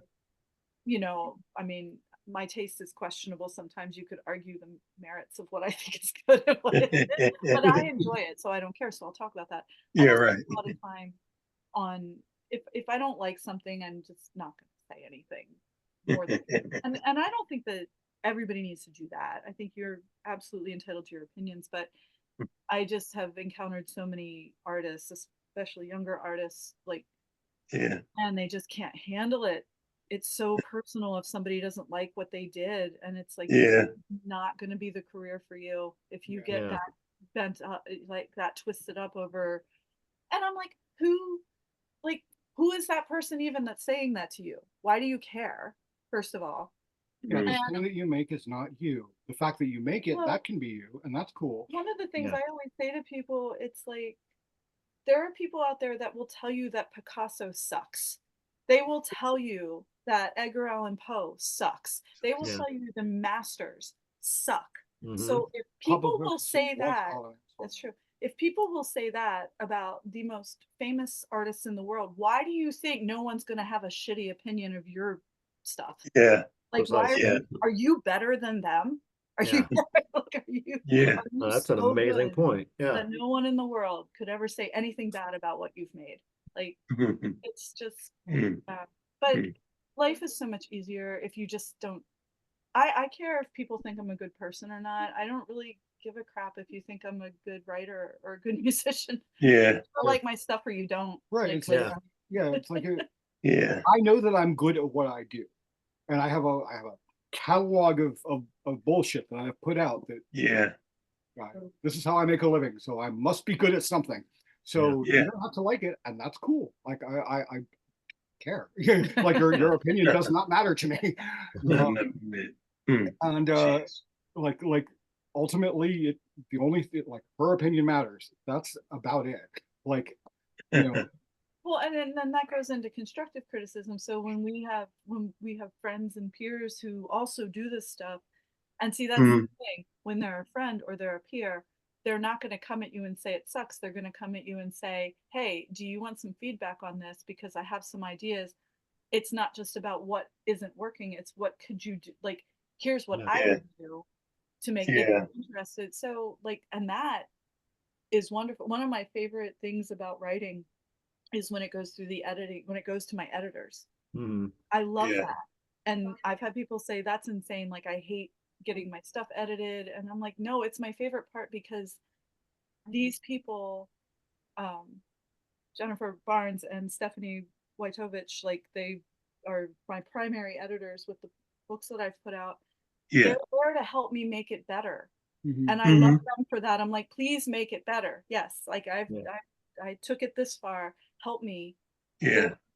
Help me polish it up. Help me make it better. Yeah. You can't know every. Yeah. I mean, like, So people who are on your side, Yeah. when you're getting constructive criticism, that's what that's about. Like, people Yeah. are trying to Uh-huh. help you mhm. make it even that much better. So it's like, always, like, appreciate that. Like, even if you don't agree, like, you don't always have to agree on every editing choice, but I'm so Mhm. grateful for that process. But yeah, people Yeah. who are just like, oh no, that sucks. Great. Mhm. You We suck too. I don't know what to tell you. Like, go find Yeah. something that you don't think sucks then. Enjoy your life. Nice. we used to own an art gallery, and one of my favorite moments of constructive criticism, uh, we were walking through the gallery, and I had some of my stuff up, but it was a decent sized space, and so there's this local artist named Alice Ruba, and we were walking through the gallery, just kind of randomly critiquing the work that was there, and we got to a piece that I did, and he knew it was mine, and he goes, "This is what I would tell my students is a magnificent failure." And I was like, "Really? Why's that?" He was like, "Because you worked so hard to make it magnificent, and you didn't make it good." And I was floored by it because, Wow. and this piece was like 5 by 8 feet. It was a huge painting, Yeah. and Wow. I was like, "You're absolutely like." I knew something was wrong with it, but Yeah. I couldn't figure out what it was. And it was, yeah, and it's a good example of that ego versus what the thing needs to be. He Like, was like, you're right. I spent all this time trying to make it, 'cause Yeah. I was the artist in residence at the gallery. I could do whatever the hell I wanted to there, and so I was kind of not flaunting that exactly, but using it and taking advantage of it. That's what I was. Losing. And Yeah.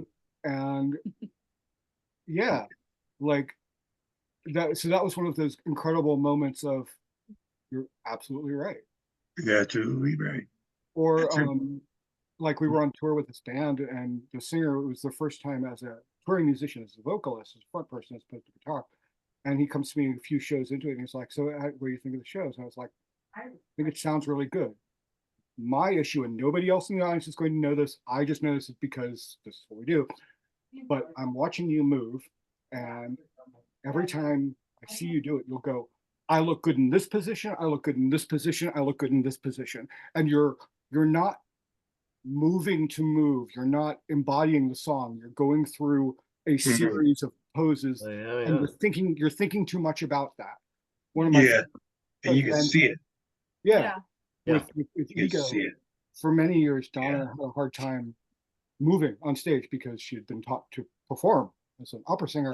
So we would have like technical issues with feedback because of her mouth. Um, Bust your head with the mic. no. But it shouldn't feel like that for a long It's time. that Oh my God. That palette that I wall have in your in back of there, your mouth yeah, would just yeah. reflect. Anyway. So we were doing a show in Tallahassee. And I look over and she's just like all over the stage and like hanging from the ceiling by her teeth and, you know, just doing all this stuff. And we get to the end of the show and I was not. We get to the end of the show and I'm like, what happened? Because I've always been that kind of just very kinetic. Uh-huh. She was like, I stopped worrying about looking good. Looking cool. And Yeah. that's really kind of ultimately what all the art boils down to. It's like you become the embodiment of the moment of Yeah. painting. That is the important thing, you know, not how do you look, Hmm. you know, or is somebody going to look at this and get how deep I am? You know, Yeah. it's, you know, it can't be about any of that. It's like that thing is more important than you are. That's brilliant. I love that. Thank you. Uh. What great answers to those questions. You say, Don, you have to tear it up. So, Yeah. Donna, you're going to be in Seattle in June. Yeah, we both are for Mechanismus. Mhm.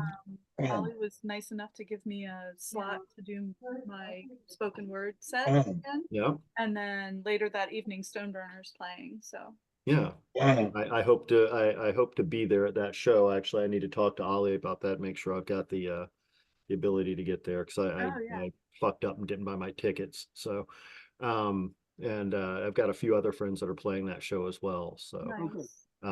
No, Ollie but always. I'm very much wanting to see you guys while you're in town. I hope so. I hope you can. Yeah. Yeah. We'll be there Thursday. What is that? So now, are both of you part of Stoneburner, or is that just you, Stephen? Or No, it's myself and my friend Nathan. I sing backup on a couple things here and yeah. okay, all right. And you're going to be doing your spoken word, yes, Donna? Yeah, that after I think as of now, I think the schedule is 5:30 on that Thursday. Right. So in the Crocodile, but there's a smaller stage where they're doing some various. I believe it's Madame Lou's. Yeah. Yeah. So I'll be in there at 5:30, and then I don't know what time you're playing that evening, but right playing before later our on. share. All right. Yeah. Well, maybe we can hook up when you guys get into town. I can take you to dinner or absolutely. something, you know, see what we can get arranged. But yeah, so what can we expect from you at the show? For which? For either of you Oh. at the show. I mean, what are we going to expect? Well, Stoneburner is a very visual show, as much as I can make it, because there's only two of us, myself and Nathan, my drummer.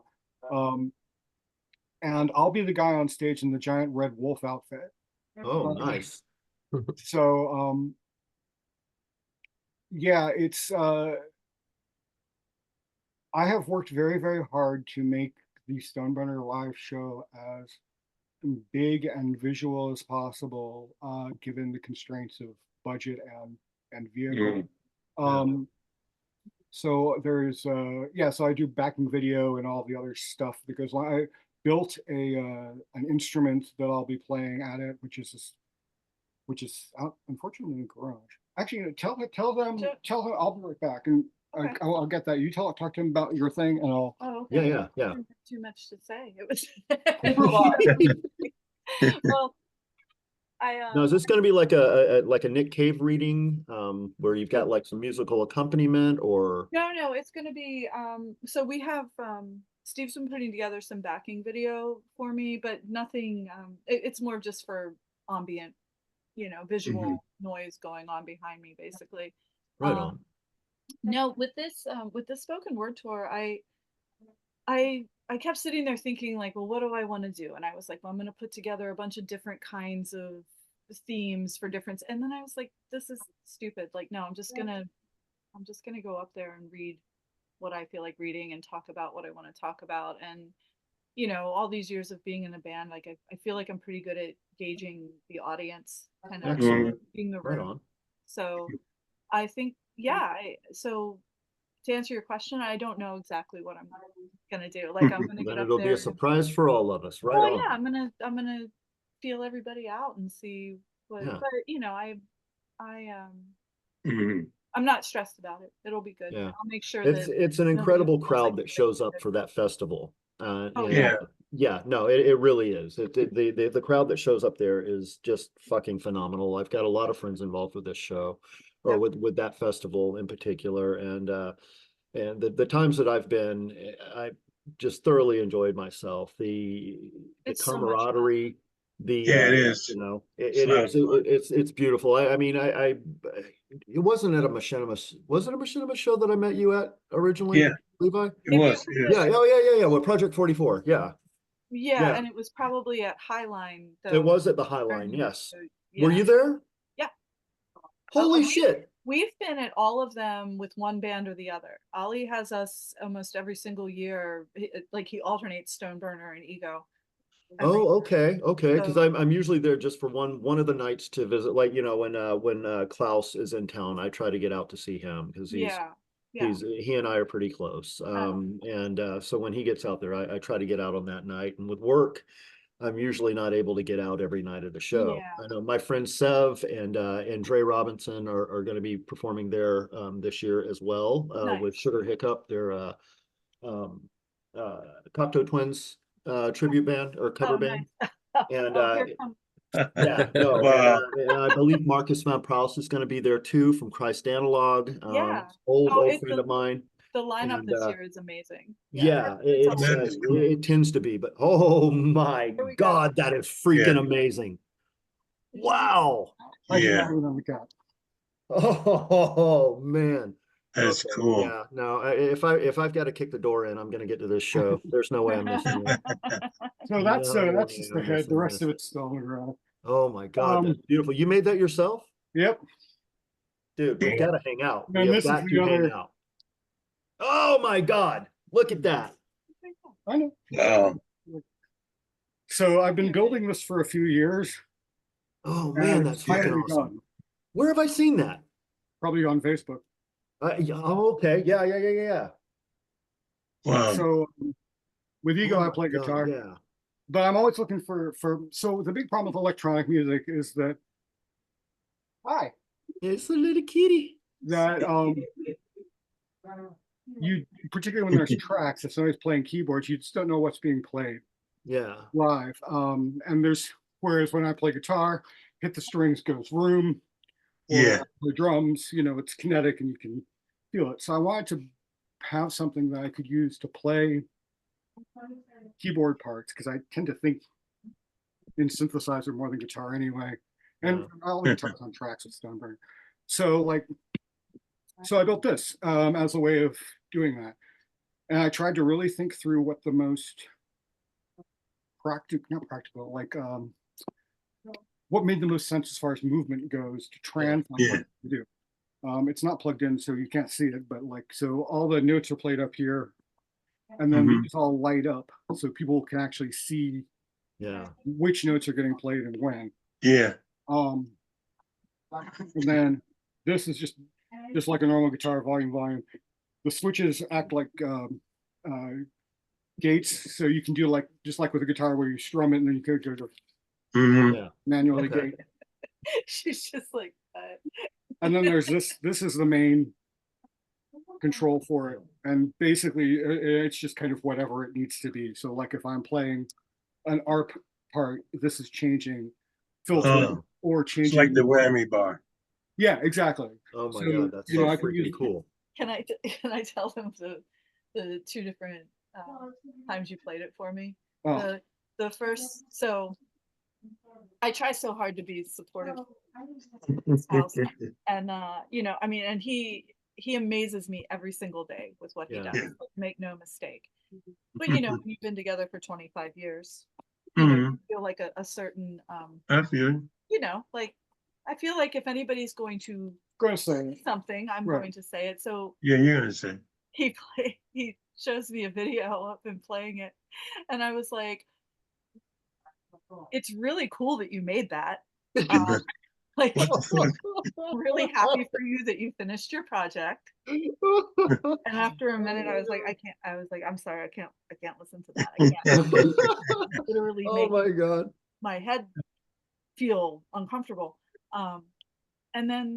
And he was like, no, that's okay. He's like, I'm still figuring it out. I'm still working on it. And Yeah. then the next Yeah. time I heard it, I was like, holy shit. I was like, that's so cool. Like Yeah. Oh, that's Uh, just awesome. in That the is so note, awesome.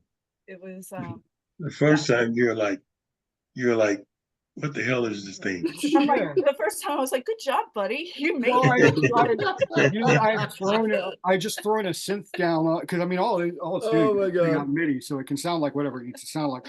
But you know, I've just thrown the synth down, and then just as an experiment, I was like, okay, so you do this, and it's running it through the filters. You do this, it's putting on this like really fast gate, so it was getting a whole lot of this kind of sound to it, and I'm like, yeah, which you know, so yeah, That's and really good, like. dear. That's really Right good, on. dear. Oh my God. Yeah, that yeah, is so exactly. freaking Very cool. nice. Yeah. That is Look so at freaking you cool. spent $1,000 something to build something. Yeah. Like, Nice Yeah. job, Oh. honey. I've seen a lot of instruments and that's one. Oh my God, that's awesome. This is like the third or fourth iteration of it. The original one though, which was cool, instead of this thing, I had strings on it, and you actually played it with a pick, and the strings would have the positive, uh, was positive, and then every time it would hit one of the sides, the pick would hit it, and it would hit it and complete the You can circuit. see the Oh yeah, Mm. that would complete the circuit. So Wow. you could actually play it like a guitar, which was pretty Yeah. cool. So that whole thing lights up, yeah? Yeah, these all light up. This is a 25 LED matrix, and it Sweet.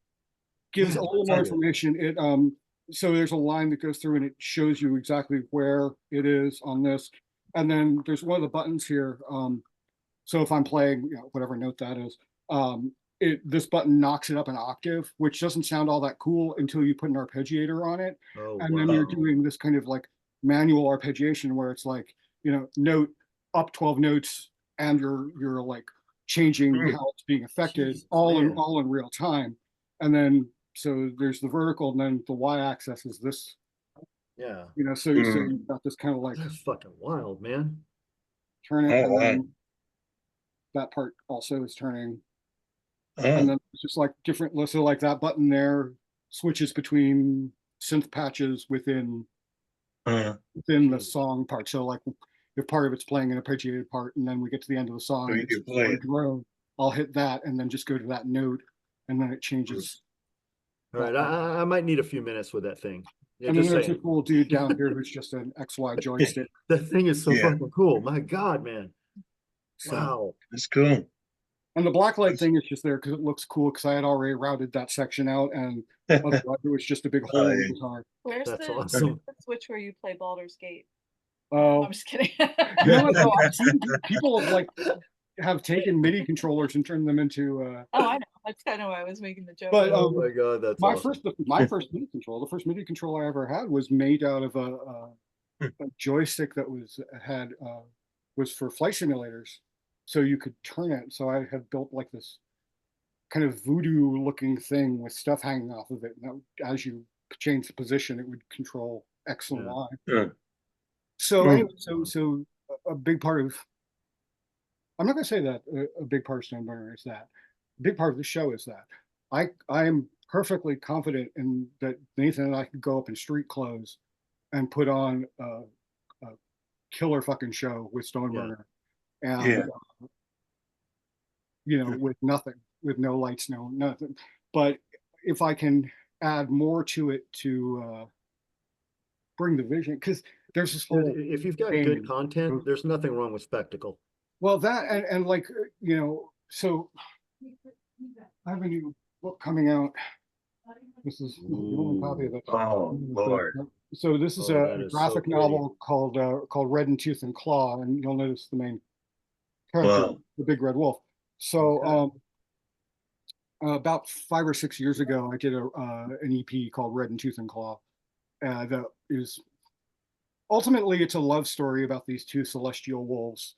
The other version of that is that it's a story about a half-mile high giant red kaiju wolf that kills a good portion of the United States because his partner dies.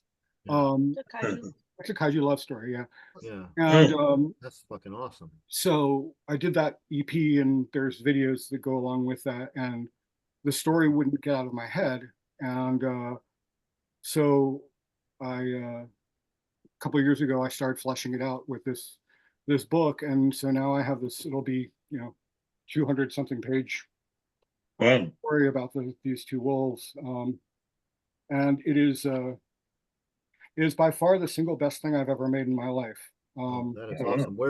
Where can somebody acquire that? Well, it's being printed by Raw Dog Screaming Press, who do Donna's books and did my kids' book and everything. And we'll have pre-sales for it probably fairly soon, actually. Okay, good. Well, I just I'm want to show on you that. one of my absolute favorite pictures is Oh. Cyan, who's the Red Wolf's. Yeah. And I Yeah. just love that because it's gives it such a great idea to her character before all the carnage really starts. Yeah. Oh, right on. Yeah, and then it becomes very violent. And but I think that it allowed me to talk about a lot of things that I think are incredibly important. Mm. And play around. You know, somebody said it's like it's almost like it's an atheist creation myth. You know, Atheist creation. I've had people who are because part of the story is kind of Yeah. going, okay, religion, here's an actual real God. And now how we deal with this. And so I consulted friends of mine, like a friend of mine who's a minister, and helped me write up like a broadcast from the Catholic Church saying this is what we think about this. Or another friend of mine who's a high-ranking military guy, and I was like, okay, so how would the military deal with this? And Wow. we went through and figured out, okay, this is what happens, and they end up really underestimating how big the wolf is and try hitting it right in the forehead with this bunker buster. And we did the math on it. And we figured out that its skull alone was about 12 meters thick. And, so all it really does is burn this giant chaos symbol into its forehead and piss it off. Yeah, even more. So yeah, it's no exaggeration. And I say this with utmost humility. For anybody that has ever followed anything I've ever done, it's the best thing I've ever made in my life. Oh wow. It's Cool. That's it. like to the point though, it's like if I ever, if I was going to die, I'd finally be okay going, well, that exists, that's out there, Mhm. good enough, Right you on. know. And Yeah, that's good. If you die before it comes out, I'll make sure it comes out. thank you, I appreciate it. So, Oh, but yeah, and I would again like to shout out both to Raw Dog for taking a risk on what is a very, very expensive book to Yeah. manufacture, and man. I'm looking forward to and seeing that. for putting up I'm with very my much looking bullshit forward to throughout seeing the that. whole thing, and also to cop because we're going to be timing the re-release of the original EP along with the Yeah. songs. So it'll be basically after her book tour. It's going to be all Big Red Wolf Right. for quite some time, trying to get as many people to learn about this story and Red Wolf. you know, Right Oh, on. I forgot one element of Yeah. the book tour. Yeah. That it just reminded me. So we're gonna oh yeah, we're right. gonna make a documentary. Hmm. We don't know how to make a documentary, but we're gonna go ahead and try. You We're know, gonna jump in with both gonna- boots on. That's the best way. Yeah, I mean we're gonna No we're reason gonna we can't. film the spoken word tour that I'm doing, and we will get a Stoneburner show in there because of Mechanismus, so that's really nice. Yeah. But I think it seemed like we've been doing this for so long and we've always been so DIY about it. Not that we haven't had people helping us along the way, but it's us in a minivan, and we're not out there with a crew. We're not out there No. with a floor manager. When we It's were like in we just- Europe, it blew them away that we were the ones setting up our own show and sound checking everything. Like, You know, so just doing it in this, keeping it so small, so we actually can make a little bit of money, Yeah. Yeah. which is nice. But it's been 20 years that we have been doing that. I mean, I've driven cross country, 20 some times now, Nice. and I do all the long distance driving, and I love it. Yeah. And I just thought it would be cool. And actually, our friend Jody was the one that suggested doing the spoken word tour in the first place, and then talked about filming it. And I was like, I was trying to figure out like what the angle was, like, well, what is the documentary about? And I was like, The documentary is just going to be this. This is what it is to It's be. still about nothing. This is right. Um, it's Nice. going to be what it's like being on the road when you are Yeah, a pretty Small, very black.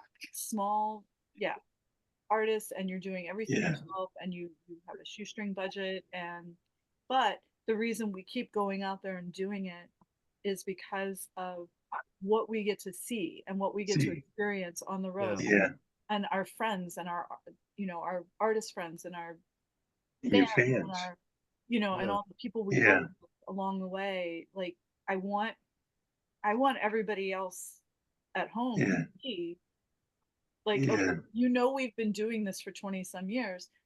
Let's take you along. Let's film it, and you can Yeah. see what it is. I And was reading about your intention to do that, and I think that's Yeah. brilliant. Yeah, Yeah. so, and I don't know. I mean, if you don't know us, it probably won't be anything that you would care about. But I feel like if you've been following along for all these Mhm. years, it might be cool to see it, especially because, like, I've mapped it out. So we're just going to get to go to some of, like, our favorite places that we've ever seen in the country. oh, that's One cool. of the nice things when we go on tour is that once Donna gets the dates, because we never do bus tours, it's always just us. And Yeah. so even if we're just following the bus along, we'll go off and do our own thing. So she will immediately go through and be like, okay, if we do this, that means we can't stop, but we'll be able to drive through arches or Yeah, whatever. Like, Yeah, I'm always trying to find the thing to be like, hey, if we're all the way out here in the middle of Oh. nowhere, we we can take like 15 minutes and go see this thing, like, yeah. and Mm. it's been so fun doing that. Like, Mm. Mm. one of the more recent Stoneburner tours, I made Steve and Nathan get up really early so we could go to one of the redwood forests in Northern California. Oh, And it's not on the way to anything. I mean, it was a long ride through the mountains Yeah. out to the coast. And we went to Humboldt, which was where they did the shooting for Return of the Jedi. yeah, for Endor. For Endor, yeah. Yeah. Yeah. And so, the whole time, we had the joke of, Donna, we have trees at home. And I'm like, no, it's going to be different trees. It's going to be Trees. trees like you've never seen. So we got there, and I was like, it was everything I dreamed of. It was so cool. And yeah. Well, yeah, and That's even cool. the guys were like, well, that was worth it, because yeah, those were not like Mm. home. So Yeah. I try to make it worth it to get up early and sacrifice time on one Yeah. end so we can go and see something. So yeah, so I want to do that this time, and I want to film it. And Yeah, no, that could very Yeah. easily end up being used as a document for other bands doing stuff. Yeah. I mean, Because like Martin did a fantastic job with his Hold on. touring book. Tour But- Smart, yeah. Tour Smart. Yeah. And it does cover a lot of stuff, but it covers if you're on a bus with a lot of people. yeah, yeah, And there's kind of this lower level of where it's like we're in a very small van with few people. How do you survive? Like, and there's a lot of elements like that, like weird shit. Like, you don't really think about, like, you're in the South and you've got your blonde girl and then two dark-skinned guys and somebody else. Like, how do you cope with that? And you pull out the, oh, hi, we're in a band card, and then everybody immediately goes, oh, you have to dress like that. Oh, It's know, the only- yeah. It's the only time on a tour where you want to tell somebody you're in a band, because you never want to say that when you're checking into a hotel, because now Right. your vehicle is Yeah. like yeah. It's a target. Sorry, Annette. But when you stop at that gas station in Sundown Town in Texas, Yeah. And that's You're gonna become something say- you're very, very aware of. you're Yeah. gonna be like, hello, we're in a Mhm. band. And they're like, Yeah. well, that's all right then. Have I heard of you? No. Yeah. No, you have not. But we're in a band, so therefore we get special dispensation. Don't Yes. shoot. Yeah. Don't shoot. That also works in Europe because you're able to kind of go and be like, hi, I don't speak your language, but I'm in a band and I'm on tour and I'm really hungry. How do we do something about this? Yeah. And they'll usually do the, oh, okay, see, normally I would pretend I didn't speak English, but I do. So here you go. Yeah, that's awesome, man. Yeah. I think we were talking about a 2-hour time on Yeah, this. Yeah, yeah. Yeah. We've about reached that point. Yep. Is there anything else either of you would like to talk about while we're still on? For the next few weeks on our big cartel site, I'm going to be having a 50% off sale because we have copious paintings sitting in my kitchen that need to go someplace else. Okay. I am ridiculously prolific, and so I have a lot of artwork that really needs to not be here. So Cool. We already sold a bunch of it the other day, so it's so a yeah, good, yeah. a Now's good- a good time if you're into Yeah. collecting. Like I've got, and I try and keep my it's a good prices chance to really get some reasonable. bigger paintings. Yeah, for very yeah, because I'm cheap. selling like Yeah. pieces that are about yay big. Yeah. Not yay big for Yay big. $300 instead of 600. Yeah, my fiance, we'll look at it, Yeah. check it cool, out. Oh, for sure. I do want to get your Oh, book. well, I will hook you up with something at some point. You just have to give me an Yeah. introduction. Yeah, thanks. But Um, it's been a pleasure, definitely. Absolutely. Thank you for talking. yeah, to me no, on thank this. you. Thank And you. thank you for asking good questions and not what are your influences. Yeah. Um, No. did you have any other questions or are we good? Well, We're good. Oh, okay. Why are we we're here? good. Yeah. We're good. I know, I feel like we covered quite a range. We really Yeah. You had quite a range to cover. Yeah. So that was some intense research we were doing. So well, Yeah. really, No, that's Appreciate amazing it. because I mean, like we can talk about a really wide range of stuff. Mhm. yeah, And it always sucks Yeah. when you get stuck with these interviews of like who are your influences? If yeah. you were a dog, Yeah. what kind would you We be? should- Yeah. If you were a dog, Let's- would you actually be a wolf? Right, yeah, exactly. Figure it Yeah. out. Well, it's good it's good to Excellent. see you guys I still am. being relevant, Yeah. And We it's love so you good. so much. Yeah, We- yeah, I'm- man. And seriously, like you guys should talk about because we'll just come out for a week and record a whole, we'll start at the beginning of your life, record it, Don will write it up, we'll become Yeah. rich. Yeah, or we can work on Yeah. some trip hop. Yeah, whatever totally. you Yeah. want. Yeah. Yeah, because I can bring all my recording, like just Yeah. mics and shit, come out and just do it. Oh my Yeah. God. Well- I see something very cool coming from this. I tell you, it's gonna happen. I'm glad. I'm glad to see you guys. I really am. I'm so glad. I'm sorry that we won't see you in Denver for my spoken word thing, but I Uh-huh. understand. I know you're going to be out of town. Yeah. Yeah. My fiance's has some things to take care of for Do you have her a date family. on Her when you're dad getting to married see. yet? Yeah. Do you have a Yeah, date? we were gonna the 22nd of September, but we're gonna have to make it another day. But we want to do it this year. Excellent. Nice. We want to do it an even year. So Nice. that's what we're gonna do. I have a good friend of mine that's visiting from Portland, and he's got some really good some good photos and I haven't seen him in a long time. That's awesome.